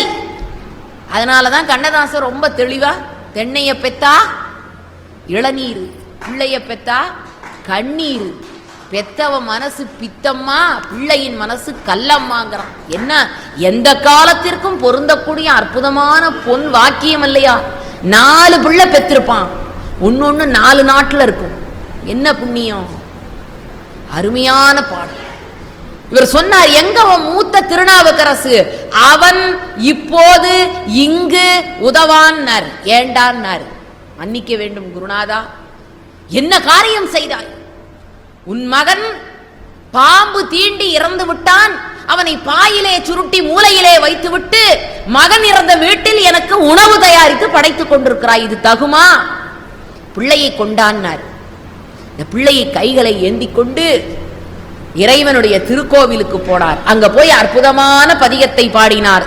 செம்மையான பதிகம், வீட்டிலே எல்லோரும் சொல்ல வேண்டிய அற்புத பதிகம். ஒன்று கொலாம் அவர் சிந்தை உயர்வரை, ஒன்று கொலாம் உயரும் மதிசூடுவார், ஒன்று கொலாம் இடு வெண்டலை கையது, ஒன்று கொலாம் அவர் ஊர்வதுதானே. அவன் மண்டை ஓடு பாம்பு, கழுத்துல பாம்பு, அவன் உடம்பு முழுக்க ஊறுவது பாம்பு. அந்த பாம்பு தானா, அதுதானா அடியாருடைய குழந்தையை தீண்டும்? இந்த பதிகத்தை பாடுகிறார். திருக்கோவிலிலே அந்த குழந்தையை கடத்தி விட்டு அததான் அப்படியே எடுத்து கண்ணதாசன் திரை உலகத்திற்கு தகுந்தார் போல மாற்றிக்கொண்டார். நாதமுடி மேல் இருக்கும் நல்ல பாம்பே, உனக்கு நல்ல பெயர் வைத்தது யார் சொல்லு பாம்பே. ஆதிசிவன் மேல் இருக்கும் ஆணவமா. ஏண்டா அந்த பிள்ளைய கடிச்சான்னா அவன் சிந்தனை எப்படி போகுது பாரு. ஆதிசிவன் மேல் இருக்கும் ஆணவமா, அவன் அங்கமெல்லாம் விளையாடும் தைரியமா. ஆடு பாம்பே விளையாடு பாம்பே. இந்த பாடலை பாடி இந்த பதிகத்தை முடிக்கிறார். அந்த பாம்பு வந்து இந்த குழந்தையின் உடம்பிலே இருந்த விஷத்தை போக்கி காத்தது. அப்பூதி அடிகளுக்கு மகிழ்ச்சி. அந்த இறந்த பிள்ளையை மீட்டு கொடுத்து பெரிய அற்புத செயலை செய்து முடித்து மறுபடியும் தன்னுடைய வாழ்க்கை பயணத்தை, தன்னுடைய தொடர் பயணத்தை தொடங்குகிறார். அப்படி தொடங்குகிற நேரத்திலே தான் திருவீழிமிழலை என்ற ஒரு அற்புதமான தலம். அங்கு வாழ்ந்த மக்கள் எல்லாம் பஞ்சத்திலே மாட்டிக்கொண்டு தவிக்கிறார்கள். வர்க்கடம் என்று பெயர். வர்க்கடம் என்றால் 12 வருஷம் மழையே பெய்யாது. கொடுமையான பஞ்சம். பிள்ளைக்கு உணவில்லை, தாய்க்கு கொடுப்பதற்கு மார்பிலே பால் இல்லை. வறுமை தாண்டவம் ஆடுகிறது திருவீழிமிழலையில். அந்த ஊருக்கு திருநாவுக்கரசரும் திருஞான சம்பந்தரும் போய் சேருகிறார்கள். இறைவன் எழுந்தருளி இருக்கிற திருக்கோயிலுக்கு போய் வேண்டுகிறார்கள், இந்த பஞ்சம் நிறைந்த மண்ணை மாற்றுவதற்கு வழிதா என்று. அப்பொழுது ஈசன் சொல்லுகிறார் கனவிலே தோன்றி, அந்த ஊர் கோவில்ல பலிபீடத்துல, கோவில் அமைப்பு முறை மிக மிக முக்கியம். நம்ம கோயிலுக்கு போனா இதெல்லாம் கவனமா பார்த்து கொண்டு போகணும். போன உடனேயே கோவிலிலே முதல்ல இருப்பது பலிபீடம். ஏன் தெரியுமா? நான் செய்த முற்பினை பாவம் அத்தனை குற்றங்கள் எல்லாத்தையும் பலி கொடுத்துட்டேன்னு சொல்லிட்டு உள்ள போகணும். அதனாலதான் முதல்ல பலிபீடத்தை வைத்தார். பலிபீடத்துக்கு அடுத்ததாக கொடிமரம் இருக்கும். அந்த கொடிமரம் எப்படி இருக்கும் என்று என்றைக்காவது பார்த்தீர்களா? கோவிலை நோக்கி இருக்கும். ஒரு காலம் கொடிமரம் வெளிப்பக்கம் இருக்காது. அதற்கு என்ன பொருள்? இறைவன் உள்ளே இருக்கிறான் என்று உங்களை வழிநடத்துவதற்காக ஒவ்வொரு கோயிலிலும் கொடிமரம் கர்ப்ப கிரகத்தை நோக்கி, கருவறையை நோக்கி இருக்கும். அதை தாண்டி நீங்கள் உள்ளே சென்றால் அர்த்த மண்டபம். அந்த அர்த்த மண்டபத்தை தாண்டி உள்ளே சென்றால் கருவறை. கருவறையை வலமாக வலம் வருதல் வேண்டும். தமிழிலே வலம் என்ற சொல்லுக்கு வெற்றி என்று பொருள். எந்த கோயிலுக்கு போனாலும் அந்த கோயிலினுடைய கருவறை உங்களுக்கு வலப்பக்கமாக இருப்பது போல் சுற்றி வர வேண்டும். அதைத்தான் வலம் வருதல் அப்படின்னா. ஆனா இன்னைக்கு பசங்க என்ன பண்றானுங்க? நவகிரகத்தை ஒரு பையன் திருப்பி சுத்திக்கிட்டு இருக்கான், இடது பக்கமா சுத்திக்கிட்டு இருக்கான். ஏண்டா அப்படி சுத்துறேன்னா, 9 சுத்து சுத்த சொன்னாங்க, 12 சுத்தா சுத்திட்டேன், 3 சுத்த பிரிச்சு விட்டுக்கிட்டு இருக்கிறேங்கிறான். இது எதுக்காக சொல்லப்பட்டது, அவன் என்ன பொருள் எடுத்துக்கொண்டான்னு தெரியாது. ஒன்னொன்னுலையும் அவ்வளவு சிறப்பு இருக்கிறது, அவ்வளவு உயர்ந்த சிந்தனை. இந்த பலிபீடத்துல உங்களுக்கு ஒரு காசு வைப்பேன், அது பொற்காசு. 2 காசுகள். இந்த 2 பொற்காசையும் கொண்டு சென்று பொருள் வாங்கி கொண்டு வந்து பக்கத்து நாட்டிலிருந்து இந்த நாட்டு மக்களுக்கு உணவு தயாரித்து வழங்க வேண்டியது உங்கள் கடமை என்று கனவிலே சொன்னார் ஈசன். திருநாவுக்கரசரும் திருஞான சம்பந்தரும் ஒத்துக்கொண்டார்கள், கண்விழித்து பார்த்தார்கள். அதை போலவே பலிபீடத்திலே காசு, அதை எடுத்துக்கொண்டு திருஞான சம்பந்தருக்கு ஒரு காசு, திருநாவுக்கரசருக்கு ஒரு காசு. திருநாவுக்கரசர் பெற்றுக்கொண்ட காசை எடுத்துக்கொண்டு போய் பொருளாக மாற்றினார், உணவு தயாரித்தார். அவர் மடத்துல விறுவிறுவிறுன்னு வேலை நடக்குது. திருஞான சம்பந்தரும் அதே போல காசை கொண்டு போய் பொருளை வாங்கி கொண்டு வந்தார், உணவு தயாரித்தார். ஆனால் திருநாவுக்கரசருடைய மடத்திலே போகிறவர்களுக்கு விரைந்து உணவு கிடைக்கிறது, வயிறார உண்ணுகிறார்கள், வேலை சீக்கிரமா முடிகிறது. திருஞான சம்பந்தருடைய மடத்தில் சற்று காலதாமதம், என்னவென்று தெரியவில்லை. ஞானசம்பந்த பெருமான் நாவுக்கரசருடைய மடத்திலே மட்டும் வேலை விரைவாக நடக்கிறதே என்று காரணத்தை அறிய போனார். என்னடா காரணம்னா, அந்த காலத்திலையும் வட்டம் கட்டுறதுன்னு உண்டு, அதாவது வரி கட்டுறதுன்னு உண்டு. குறையுடைய காசுக்கு வரி கட்டி ஆகணும், குறையில்லாத காசுக்கு வரி கட்ட வேணாம். திருநாவுக்கரசருக்கு கொடுத்திருக்கிற காசு குறையில்லாத காசு, அதுக்கு வரி பணம் செலுத்தவே வேண்டாம். கொண்டு போய் மார்க்கெட்ல கொடுத்த உடனே அதை வாங்கிட்டு பொருளை கொடுத்துறான். ஆனா திருஞான சம்பந்தருக்கு கொடுத்த காசுக்கு வரி கட்டி அதிலிருந்து வெளியில வந்து அதுக்கு பிறகு அந்த காசை கொண்டு போய் கொடுத்தாதான் பொருள் கிடைக்குது. அப்ப வரி கட்டுவதனாலே கிடைக்கிற காலதாமதம் திருஞான சம்பந்த பெருமானுடைய மடத்துல உணவு தயாரிப்பதற்கு காலதாமதம். அப்படி வரி கட்ட வேண்டிய காரணம் இல்லாத காரணத்தினால் நாவுக்கரசருடைய மடத்திலே உணவு தடையில்லாமல் வழங்குகிறார். இது ஏண்டா இந்த ஓரவஞ்சன சிவபெருமானுக்கு? ரெண்டு பேரும் ஒன்னாத்தானே போய் வேண்டுனாங்க, ரெண்டு பேருக்குமே குறையில்லாத காசை தந்திருக்க வேண்டுதானே, ஏனடா அப்படி செய்தார்னா, திருநாவுக்கரசர் உள்ள தொண்டோடு உடல் தொண்டையும் செய்தவர் உழவாரப்பணி என்று. ஆனால் திருஞான சம்பந்தர் ஒரு குழந்தையை போல ஞானத்தினாலே தொண்டு செய்தவர். எவன் ஒருவன் உடலாலும் உள்ளத்தாலும் தொண்டு செய்கிறானோ அவனை தேடி கடவுள் வருகிறான். எவன் ஞானத்தால் தொண்டு செய்கிறானோ அவன் கடவுளை தேடி செல்லுகிறான். இன்றைக்கு நம்முடைய குடில், நான் சுவாமியை பார்த்தேன், அவர் சொன்ன ஒரே வார்த்தை, தொண்டு செய்கிறாயா, நீ தொண்டு செய்ய தயாரா, உனக்கு பிடித்திருக்கிற அத்தனை பிணியும் உன்னை விட்டு ஓடிவிடும். அவர் சொன்ன ஒரே வார்த்தை. ஞானத்தை பெறுவதற்காக வருவதல்ல நம்முடைய நோக்கம், தொண்டு தொண்டு தொண்டு தொண்டு என்று மனித குலத்தை தெய்வமாக மதித்து அவர்கள் வயிறு நிறைந்தால் ஆண்டவன் மனம் குளிர்வான் என்று நினைத்து செய்த தொண்டு அப்படிப்பட்ட தொண்டு திருநாவுக்கரசருடைய தொண்டு. அதுவும் எப்படிப்பட்டது? ஓடும் செம்பொன்னும் ஒக்கவே நோக்குவார்னா, கூடும் அன்பினில் கும்பிடலே அன்றி வீடும் வேண்டா விரலின் நீங்கினார். பொற்காசையும் கல்லையும் ஒன்னா கொட்டுனா கூட இது பொற்காசு இது கல்லு என்று பிரித்து பார்த்து அறியாமல் எல்லாவற்றையும் ஒன்றாக நினைத்து எவன் ஒருவன் தொண்டு செய்கிறானோ அவன்தான் உண்மையான தொண்டன். அந்த மனப்பக்குவம் மனசுக்கு வரணும். ஒருத்தர் சொன்னாரு மனைவி கிட்ட, நாம பெரிய வேலையெல்லாம் முடிச்சிட்டோம், கடமைகளை எல்லாம் முடிச்சிட்டோம், பேரம்பேத்திக்கெல்லாம் கல்யாணம் பண்ணிட்டோம், சொத்தெல்லாம் பிரித்து எழுதி வச்சுட்டோம், எல்லா கடமையும் முடிச்சிட்டோம், இனிமே என்ன செய்யறது, துறவியா போயிடலாமா அப்படின்னாரு மனைவி கிட்ட. அந்த மாவும் போயிடலாமே, சரி வா போவோம். நமக்கு ஒரு பழக்கம் உண்டு, எப்பொழுதுமே கணவன் மனைவி சேர்ந்து போறது நம்ம வழக்கம் கிடையாது. ஐயா முன்னால போவாரு, பின்னாலதான் மனைவி போவோம், அதானே நம்ம முறை. ஐயா போய்கிட்டே இருந்தாரு, கீழே ஒரு பொற்காசு கிடந்தது. ரெண்டு பேரும் போறது எதுக்கு? துறவுக்கு.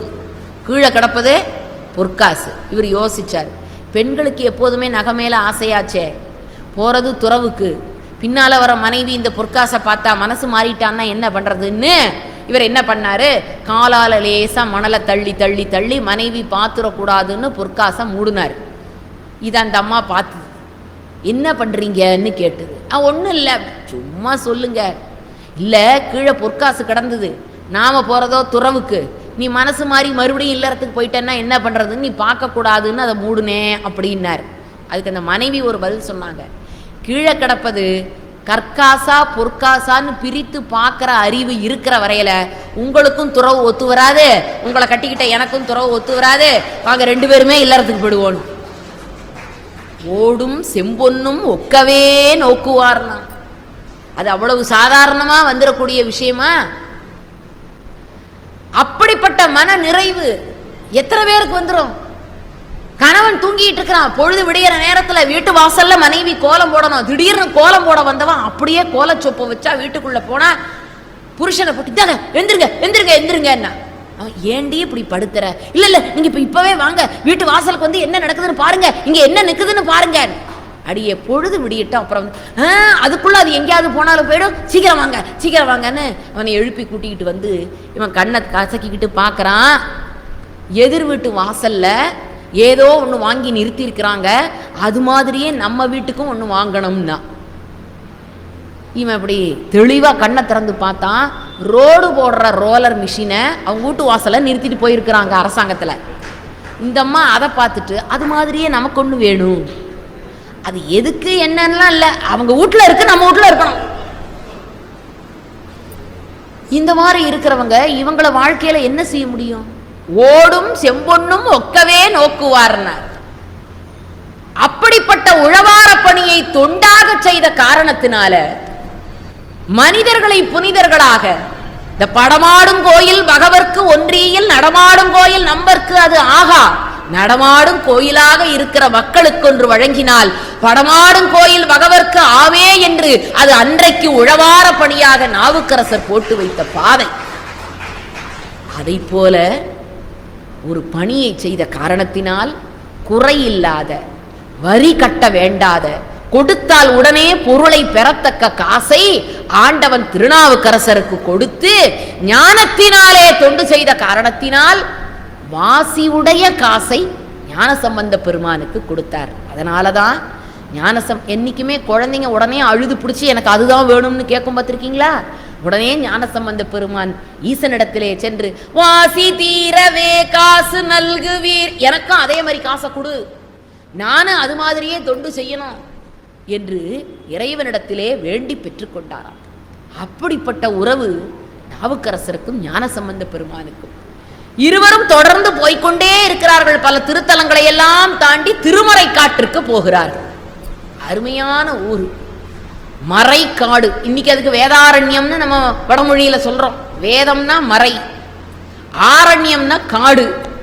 முன்னால திரு என்ற மொழி சேர்ப்பது நம் மரபு. திரு மறை காடு, இன்னைக்கு வேதாரண்யம். கடற்கரையில பிரம்மாண்டமான கோயில். திருநாவுக்கரசரும் திருஞான சம்பந்தரும் கோயிலை வணங்க போனார்கள். பார்த்தால் முன் வாசல் கதவு அடைக்கப்பட்டிருக்கிறது. ஏண்டான்னா வேதங்கள் வந்து தொழுத வாசல், ஆகவே மற்றவர்கள் தொழக்கூடாதுன்னு அடைச்சு வச்சிருக்காங்க. வேதங்கள் வந்து தொழுத வாசல். சரி, மக்கள் எப்படி வணங்குகிறார்கள்? பின்வாசல் வழியாக வந்து வணங்குகிறார்கள். ஞானசம்பந்த பெருமான் நாவுக்கரசரிடத்தில் சொன்னாராம், ஈசனை முன்வாசல் வழியாக வந்து பார்ப்பதற்கு நாம் எவ்வளவு கொடுத்து வைத்திருக்க வேண்டும், அதை விட்டு பின்பக்கமாக வருவதான். ஆகவே ஐயனே, நீங்கள் முதலிலே பாடி இந்த கதவை திறக்க வேண்டும் என்று கேட்டாராம். இவர் பாடலை தொடங்கினார். கதவு திறந்த பாடில்லை. 10 பாடல்களை பாடி 10வது பாடலை பாடி முடிக்கிறார் பதிகத்தை. திருக்கதவும் தாழ் திறந்தது. இருவருமாக உள்ளே சென்று இறைவனை தரிசித்தார்கள். தாழ்திரவாய் மணிக்கதவே தாழ்திரவாய், ஆலய மணிக்கதவே தாழ்திரவாய். அத்தனை மக்களுக்கு மகிழ்ச்சி. இதுவரையில் எம்பெருமானை பின்பக்கமாக வந்து தரிசித்துக் கொண்டிருந்த மக்கள் எல்லாம் முன்பக்கமாக நுகுந்து இறைவனை தரிசித்து முடித்தார்கள். கோயிலை விட்டு இப்ப வெளியில இருவரும் வரணும். சரி, கோயில் திறந்தே இருக்க முடியுமா? அதை மறுபடியும் மூடுவதற்கும் ஒரு வாய்ப்பு வேண்டுமே. அப்பொழுது என்ன செய்யறதுன்னு அப்ப திருநாவுக்கரசு சொன்னார், ஞானசம்பந்த பெருமானை பார்த்து, நீங்கள் ஒரு பாடலை பாடுங்கள், திருக்கோவில் தாழிடட்டும். இவர் ஒரு பாடலைத்தான் பாடி முடித்தார். திருக்கோயில் தாழ் அடைத்துக் கொண்டது. இருவருமாக அந்த ஊரை விட்டு வெளியிலே வந்து விட்டார். அடுத்த ஊருக்கும் போயாச்சு. ஆனால் திருநாவுக்கரசருடைய மனசுல ஒரு சிறு தாக்கம். நான் இவ்வளவு பாடல்கள் 10 பாடல்கள் பாடிய பிறகுதான் ஈசன் என்னுடைய பாடலுக்கு மனமிறங்கி கதவை திறந்தார். ஆனால் ஞானசம்பந்த பெருமான் ஒரு பாடலை பாடியவுடனேயே கதவடைத்துக் கொண்டது என்று சொன்னால், 80 வயதாகிற எனக்கு இன்னும் ஞானசம்பந்த பெருமானை போல பக்தியும் கருணையும் அருளும் கிடைப்பதற்கு எத்தனை காலமா நான் இந்த உலகத்தில் வாழ வேண்டுமோ என்று கண்ணீர் வடித்தார். ஆனால் அதற்கு ஞானசம்பந்த பெருமான் சொன்னதாக பின்னாளிலே, இது புராணத்துல இல்ல, சேக்கிழார் எழுதல, ஆனால் திரைப்படம் போன்ற பின்னாளிலே சொன்னார்கள். ஞானசம்பந்த பெருமான் சொன்னாராம், ஐயா, நீங்கள் பாடிய பாடலிலே எம்பெருமான் மெய்மறந்து ஒரு பாடல் அல்ல, 2 பாடல் அல்ல, 10 பாடல்களுக்கு பிறகுதான் தன் நிலை உணர்ந்து கதவை திறந்தார். ஆனால் குழந்தையாகிய நான் அதிகம் பாட வேண்டாம், எனக்கு வருத்தம் கொடுக்க கூடாது என்பதற்காக ஒரு பாடலை பாடியவுடனேயே கதவை தாழிட்டுக் கொண்டார் என்று சொன்னாராம். அப்படி பெரியவர்கள் கலந்து பழகி வாழ்ந்து கொண்ட மண், இந்த சிறப்புடைய மண் என்று சொன்னால், இந்த மண்ணில் நாம் வாழ்வதற்கு எவ்வளவு புண்ணியம் செஞ்சிருக்கணும். இப்படி இருக்கிறவர்கள் இதையும் தாண்டி எம்பெருமானை தரிசிப்பதற்கு எனக்கு நாட்கள் மிக குறைவாக இருக்கிறது. ஆகவே இந்த மண்ணிலே இருந்து வடநாட்டை நோக்கி பயணத்தை தொடர்கிறார் நாவுக்கரசர். ஆந்திராவை கடந்து, கர்நாடகத்தை கடந்து, மத்திய பிரதேசத்தை கடந்து காசி மாநகரத்தை சென்று அடைகிறார். காசியம்பதியிலே இருக்கிற விஸ்வநாதனை தரிசித்த பிறகு அங்கிருந்து கைலாய யாத்திரையை தொடங்குகிறார். கைலாய யாத்திரையை தொடங்குவது என்பது சாதாரண விஷயமா? இவ்வளவு தகவல் தொடர்பு சாதனங்களும் விஞ்ஞானமும் வளர்ந்திருக்கிற இந்த நாளிலேயே அது ஒரு சிலருக்குத்தான் வாய்க்கிறது. ஆனால் கைலாய யாத்திரையை தொடங்கினாராம். கால்களாலே நடந்து நடந்து நடந்து இனி கால்களால் நடக்க முடியாது என்ற காரணத்தினால் தவழ்ந்து தவழ்ந்து செல்லுகிறாராம். தவழ்ந்து தவழ்ந்து சென்று முட்டிகள் தேய்ந்து விட்டன. கைகளாலே தள்ளி தள்ளி கொண்டு செல்லுகிறார். கை முட்டிகள் எல்லாம் தளர்ந்து போய்விட்டன. இனி ஒரு அடி கூட எடுத்து வைக்க முடியாத நிலையிலே நாவுக்கரசு பெருந்தகை படுகிற துன்பத்தை பார்த்து ஈசன் பக்கத்திலேயே ஒரு குளத்தை ஏற்படுத்தி அந்த குளக்கரையிலே ஒரு அந்தனர் வடிவத்திலே ஈசன் அமர்ந்திருக்கிறார். இவர் கைலாய யாத்திரை போய்கொண்டே இருந்தவர் அந்த அந்தனரை பார்த்து கேட்டார், எங்கே போகிறீர்கள்? நான் கைலாயத்திற்கு போகிறேன். ஐயா, யாராவது இந்த மண்ணுலகத்தில் மானுட பிறவியிலே இருக்கிறவர்கள் யாராவது கைலாயத்திற்கு உயிரோடு சென்று வரலாறு உண்டா? நீங்கள் தயவு செய்து திரும்ப சென்று விடுங்கள் என்றார். அப்பொழுது நாவுக்கரசு பெருமானுடைய உறுதி, பெரியோர்களே, இந்த உறுதி இன்றைக்கு இளைஞர்களுக்கு இருக்கிறதா? இந்த உறுதி இன்றைக்கு இல்லறத்திலே இருக்கிறவர்களுக்கு இருக்கிறதா? அவர் சொன்ன வார்த்தை என்ன தெரியுமா? மாளும் இவ்வுடல் கொண்டு கைலை நாதனை கண்டல்லது மீளேன். சிவபெருமான பார்க்காம இந்த உடம்பை வைத்துக் கொண்டு இந்த உலகத்தில் மீண்டு வரமாட்டேன். அப்பொழுதுதான் கவலைப்படாதே, இந்த குளத்திலே மூழ்கி எழுந்தால் நீ கைலையை அடைவாய், உனக்கு காட்சி தருகிறேன் என்று எம்பெருமான் சொல்ல, அந்த திருக்கைலாயத்துக்கு பக்கத்திலே இருக்கிற குளத்திலே திருநாவுக்கரசர் மூழ்கினார். திருவையாற்றிலே இருக்கிற குளத்திலே கண் விழித்து பார்க்கிறார். விழித்து எழுந்தார். அங்கே ஈசன் கைலாய காட்சியை அளித்தான். ஆகவேதான் இன்றைக்கும் திருவையாறு கைலாயத்திற்கு இணையான திருக்கோயிலாக கருதப்படுகிறது. அங்கே பாடப்பட்ட பதிகம்தான் வாழ்க்கையிலே கணவனும் மனைவியுமாக எல்லா உயிரினங்களும் கணவன் மனைவியுமாக இறைவனை வழிபட வேண்டும் என்பதுதான் நம் சமயம் வலியுறுத்துறது. கோயிலுக்கு போனா புருஷனும் பொண்டாட்டியுமா போங்க. பொண்டாட்டியை வீட்டில் விட்டுட்டு புருஷன் மட்டும் போறது, புருஷன் ஒரு தனி வழியில போனா பொண்டாட்டி வேற வழியில போறது, அதல்ல. கணவனும் மனைவியுமாக மாதர் பீரை கண்ணியானை, மாதர் பீரை கண்ணியானை மலையான் மகளோடு பாடி போதொடு நீர் சுமந்தே தீ புகுவாரவர் பின் புகுவேன். இவர் எவ்வளவு ஆழங்கால் பட்டவர், இவர் பக்தியிலே எவ்வளவு தெளிந்தவர். இவர் பாடுறாரு, எனக்கு பக்தி செலுத்த தெரியாதுப்பா, எனக்கு முன்னால போறாங்கல்ல பக்தர்கள், எனக்கு முன்பாக அடியார்கள் போறார்கள் அல்லவா, அவர்களை பற்றி கொண்டு அவர்கள் பின்னால நான் போறேங்கிறாரு. யாரு? திருநாவுக்கரசரே. யாதும் சுவடு படாமல் ஐயாரடைகின்ற போதில் காதல் மட பிடியோடு களிறு வருவன கண்டேன். யானை எதோட வருதான்? பிடியோடு வருகிறது. கண்டேனவர் திருப்பாதம் கண்டறியாதன கண்டேன், கண்டேனவர் திருப்பாதம் கண்டறியாதன கண்டேன் என்று திருவையாற்று பதிகத்தை பாடி, திருவையாற்றிலே தனக்கு முன்பு செல்லக்கூடிய அடியவர்களை தொடர்ந்து தானும் செல்லுவதாகவே தன்னுடைய வாழ்க்கையை அமைத்துக் கொண்டவர்தான். கடைசியாக அவர் போகிற ஊர் எதுன்னா, கைலாய யாத்திரையை திருவையாற்றிலே முடித்துக்கொண்டு திருப்புகலூர் என்ற ஊருக்கு செல்லுகிறார். அங்கே எழுந்தருளி இருக்கிற எம்பெருமானை வழிபடுகிறார், வணங்குகிறார். இறைவனுடைய ஜோதியோடு திருநாவுக்கரசரும் கலக்கிறார். திருநாவுக்கரசருடைய வாழ்க்கை நமக்கு கற்றுத்தருகிற பெரிய பாடம் தொண்டு தொண்டு தொண்டு நெறி. தொண்டு செய்கிற பொழுது உயர்ந்தவன் தாழ்ந்தவன் என்ற வேறுபாடு இல்லாமல் போகிறது. தொண்டு செய்கிற பொழுது இது கடவுளுக்கே செய்கிறோம் என்ற உணர்வோடு பக்தனுக்கு செய்கிற பொழுது பலன் கிடைக்கிறது. தொண்டு செய்கிற பொழுது ஆணவத்தை கிள்ளி எறிகிறோம்.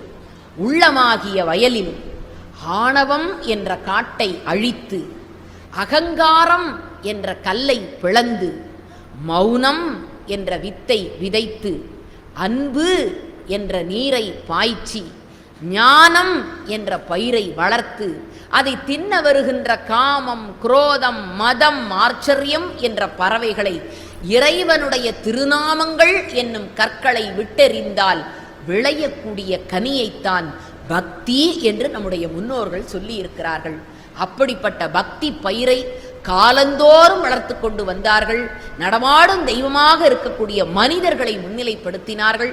அவர்களுக்கு உணவு வழங்குவது, அவர்களுக்கு தொண்டாற்றுவது, அவர்களுக்கு வேண்டிய உடையை தருவது, இதுதான் மிகச்சிறந்த தொண்டு என்று சொன்னால் அதுதான் உலகத்தில் சிறப்பு. அவ்வை பாட்டி சொன்னாலே, அதோடு முடிக்கிறேன் நான். பெரியது கேட்கின் எரிதவள் வேலோய், பெரிது பெரிது புவனம் பெரிது. இந்த உலகத்துல எதிரா பெருசுன்னா உலகந்தாண்டா பெருசுன்னா, அப்படியா? ஆமா. ஆனா புவனமோ நான் முகன் படைப்பு. அந்த பெரிய உலகத்தையே படைச்சவன் யாரு? பிரம்மன். அப்ப பிரம்மன் தானே பெரியவனா இருப்பான். பிரம்மனோ கரியமால் உந்தியில் பிறந்தோன். அந்த பிரம்மாவே திருமாலுடைய உந்தி கமலத்திலே பிறந்தவன். அப்ப பிரம்மாவோட திருமால் தானே பெருசவன். திருமாலோ பார்க்கடலில் கிடந்தோன். அப்ப அந்த திருமால பார்க்கடல் தாங்குதுன்னா பார்க்கடல் தானே பெருசா இருக்க முடியும். பார்க்கடலை குறுமுனி குடித்தான். ஒரு குறுமுனி அகத்திய முனி குடித்து விட்டார். அப்ப அவர் தானே பெருசா இருக்க முடியும்னா, அகத்திய முனிவரோ பூமியிலே கலசத்திலே தோன்றியவர். அப்படியா? அப்ப அந்த கலசம் தானே பெருசு. கலசமோ பூமியில் மண். அப்ப இந்த பூமி தானே பெருசு. பூமியோ 5 தலை அரவினுக்கு ஒரு பாரம். அப்ப ஆதிசேஷன் தாங்கி இருக்கிறான். அப்ப அந்த ஆதிசேஷன் தானே பெருசுன்னா, ஆதிசேஷன உமையம்மை விரல் மோதிரமாக அணிந்து கொண்டிருக்கிறாள். அப்ப உமையம்மை தானே பெருசுன்னா, உமையம்மையோ சிவபெருமானுடைய ஒரு பாகத்திலே ஒடுக்கம். அப்ப சிவபெருமான் தானே பெருசுன்னா, சிவபெருமானோ தொண்டர்தம் உள்ளத்துக்குள்ளே ஒடுக்கம். தொண்டர்தம் பெருமை சொல்லவும் அரிதே. தொண்டு செய்கிறவர்களுக்குள்ளே கடவுள் இருக்கிறான் என்று சொன்னார். அந்த தொண்டின் வடிவமாக இருப்பவர்தான் நாவுக்கரசு பெருமான். அந்த நல்லவரை நினைத்தால் மழை பெய்யும் என்று சொல்லுவார்கள். தொண்டை குறித்து பேசினால் மழை பெய்கிறது. நாடும் வீடும் வாழ நல்ல மழை பெய்து, தீங்கின்றி நாடெல்லாம் திங்கள் மும்மாறி பெய்து, ஓங்கு பெருஞ்சன்னல் ஊடு கயலுகள பூங்குவளை போதில் பொறிவண்டு கண்படுப்ப, தேங்காதே புக்கிருந்து சீர்த்த முலை பற்றி வாங்க குடம் நிறைக்கும் வள்ளல் பெரும்பசுக்கள் நீங்காத செல்வம் நிறைய வேண்டும். எம்பெருமானை பற்றி பாடிய பதிகங்கள், குறிப்பாக திருநாவுக்கரசருடைய பதிகத்திலே குனித்த புருவமும் கோவை செவ்வாயில் குமிழ் சிரிப்பும். அது என்ன குனித்த புருவமும்? அதுக்கு அவ்வளவு விளக்கம் கொடுத்தார்கள். நடராஜ பெருமானுடைய புருவம் குனித்த புருவமா இருக்குமா? நீங்க எப்ப உங்க புருவத்தை குனிச்சு பார்ப்பீங்க? கொஞ்சம் யோசிச்சு பாருங்க. எப்ப உங்க புருவம் விரியும்? ஒரு அதிசயத்தை பார்த்தால் புருவம் விரியும். ஒரு ஆச்சரியமான நேரத்தில் புருவம் விரியும். எப்பொழுது உங்கள் புருவம் சுருங்கும்? ஒன்றை கூர்ந்து கவனிக்கிற பொழுது புருவம் சுருங்கும். கடவுளே, நீ என்ன ஆச்சரியமா பார்க்காத, என்ன அதிசயமா பார்க்காத, உன் பார்வை என் மேல் கூர்ந்த பார்வையாக இருக்க வேண்டும்னு நினைச்சாரு. அதனால திருநாவுக்கரசர் எப்படி பாடினார்? குனித்த புருவமும் கொவ்வை செவ்வாயில் குமிழ் சிரிப்பும் பனித்த சடையும் பவளம்போல் மேனியும். நடராஜ பெருமானுடைய வடிவத்தை என்னைக்கும் சடாமுடி, ஒடுங்கின சடாமுடிய பார்க்கவே முடியாது. பறந்து விரிந்த சடாமுடி. ஏன் தெரியுமா? அவன் அசைகிறான், நாம் எல்லாம் அசைந்து கொண்டிருக்கிறோம். அப்படிப்பட்ட பெரிய பதிகத்தை மிகச்சிறப்பாக எழுதி கொடுத்த அந்த திருநாவுக்கரசருடைய பெயர் ஓங்கட்டும்.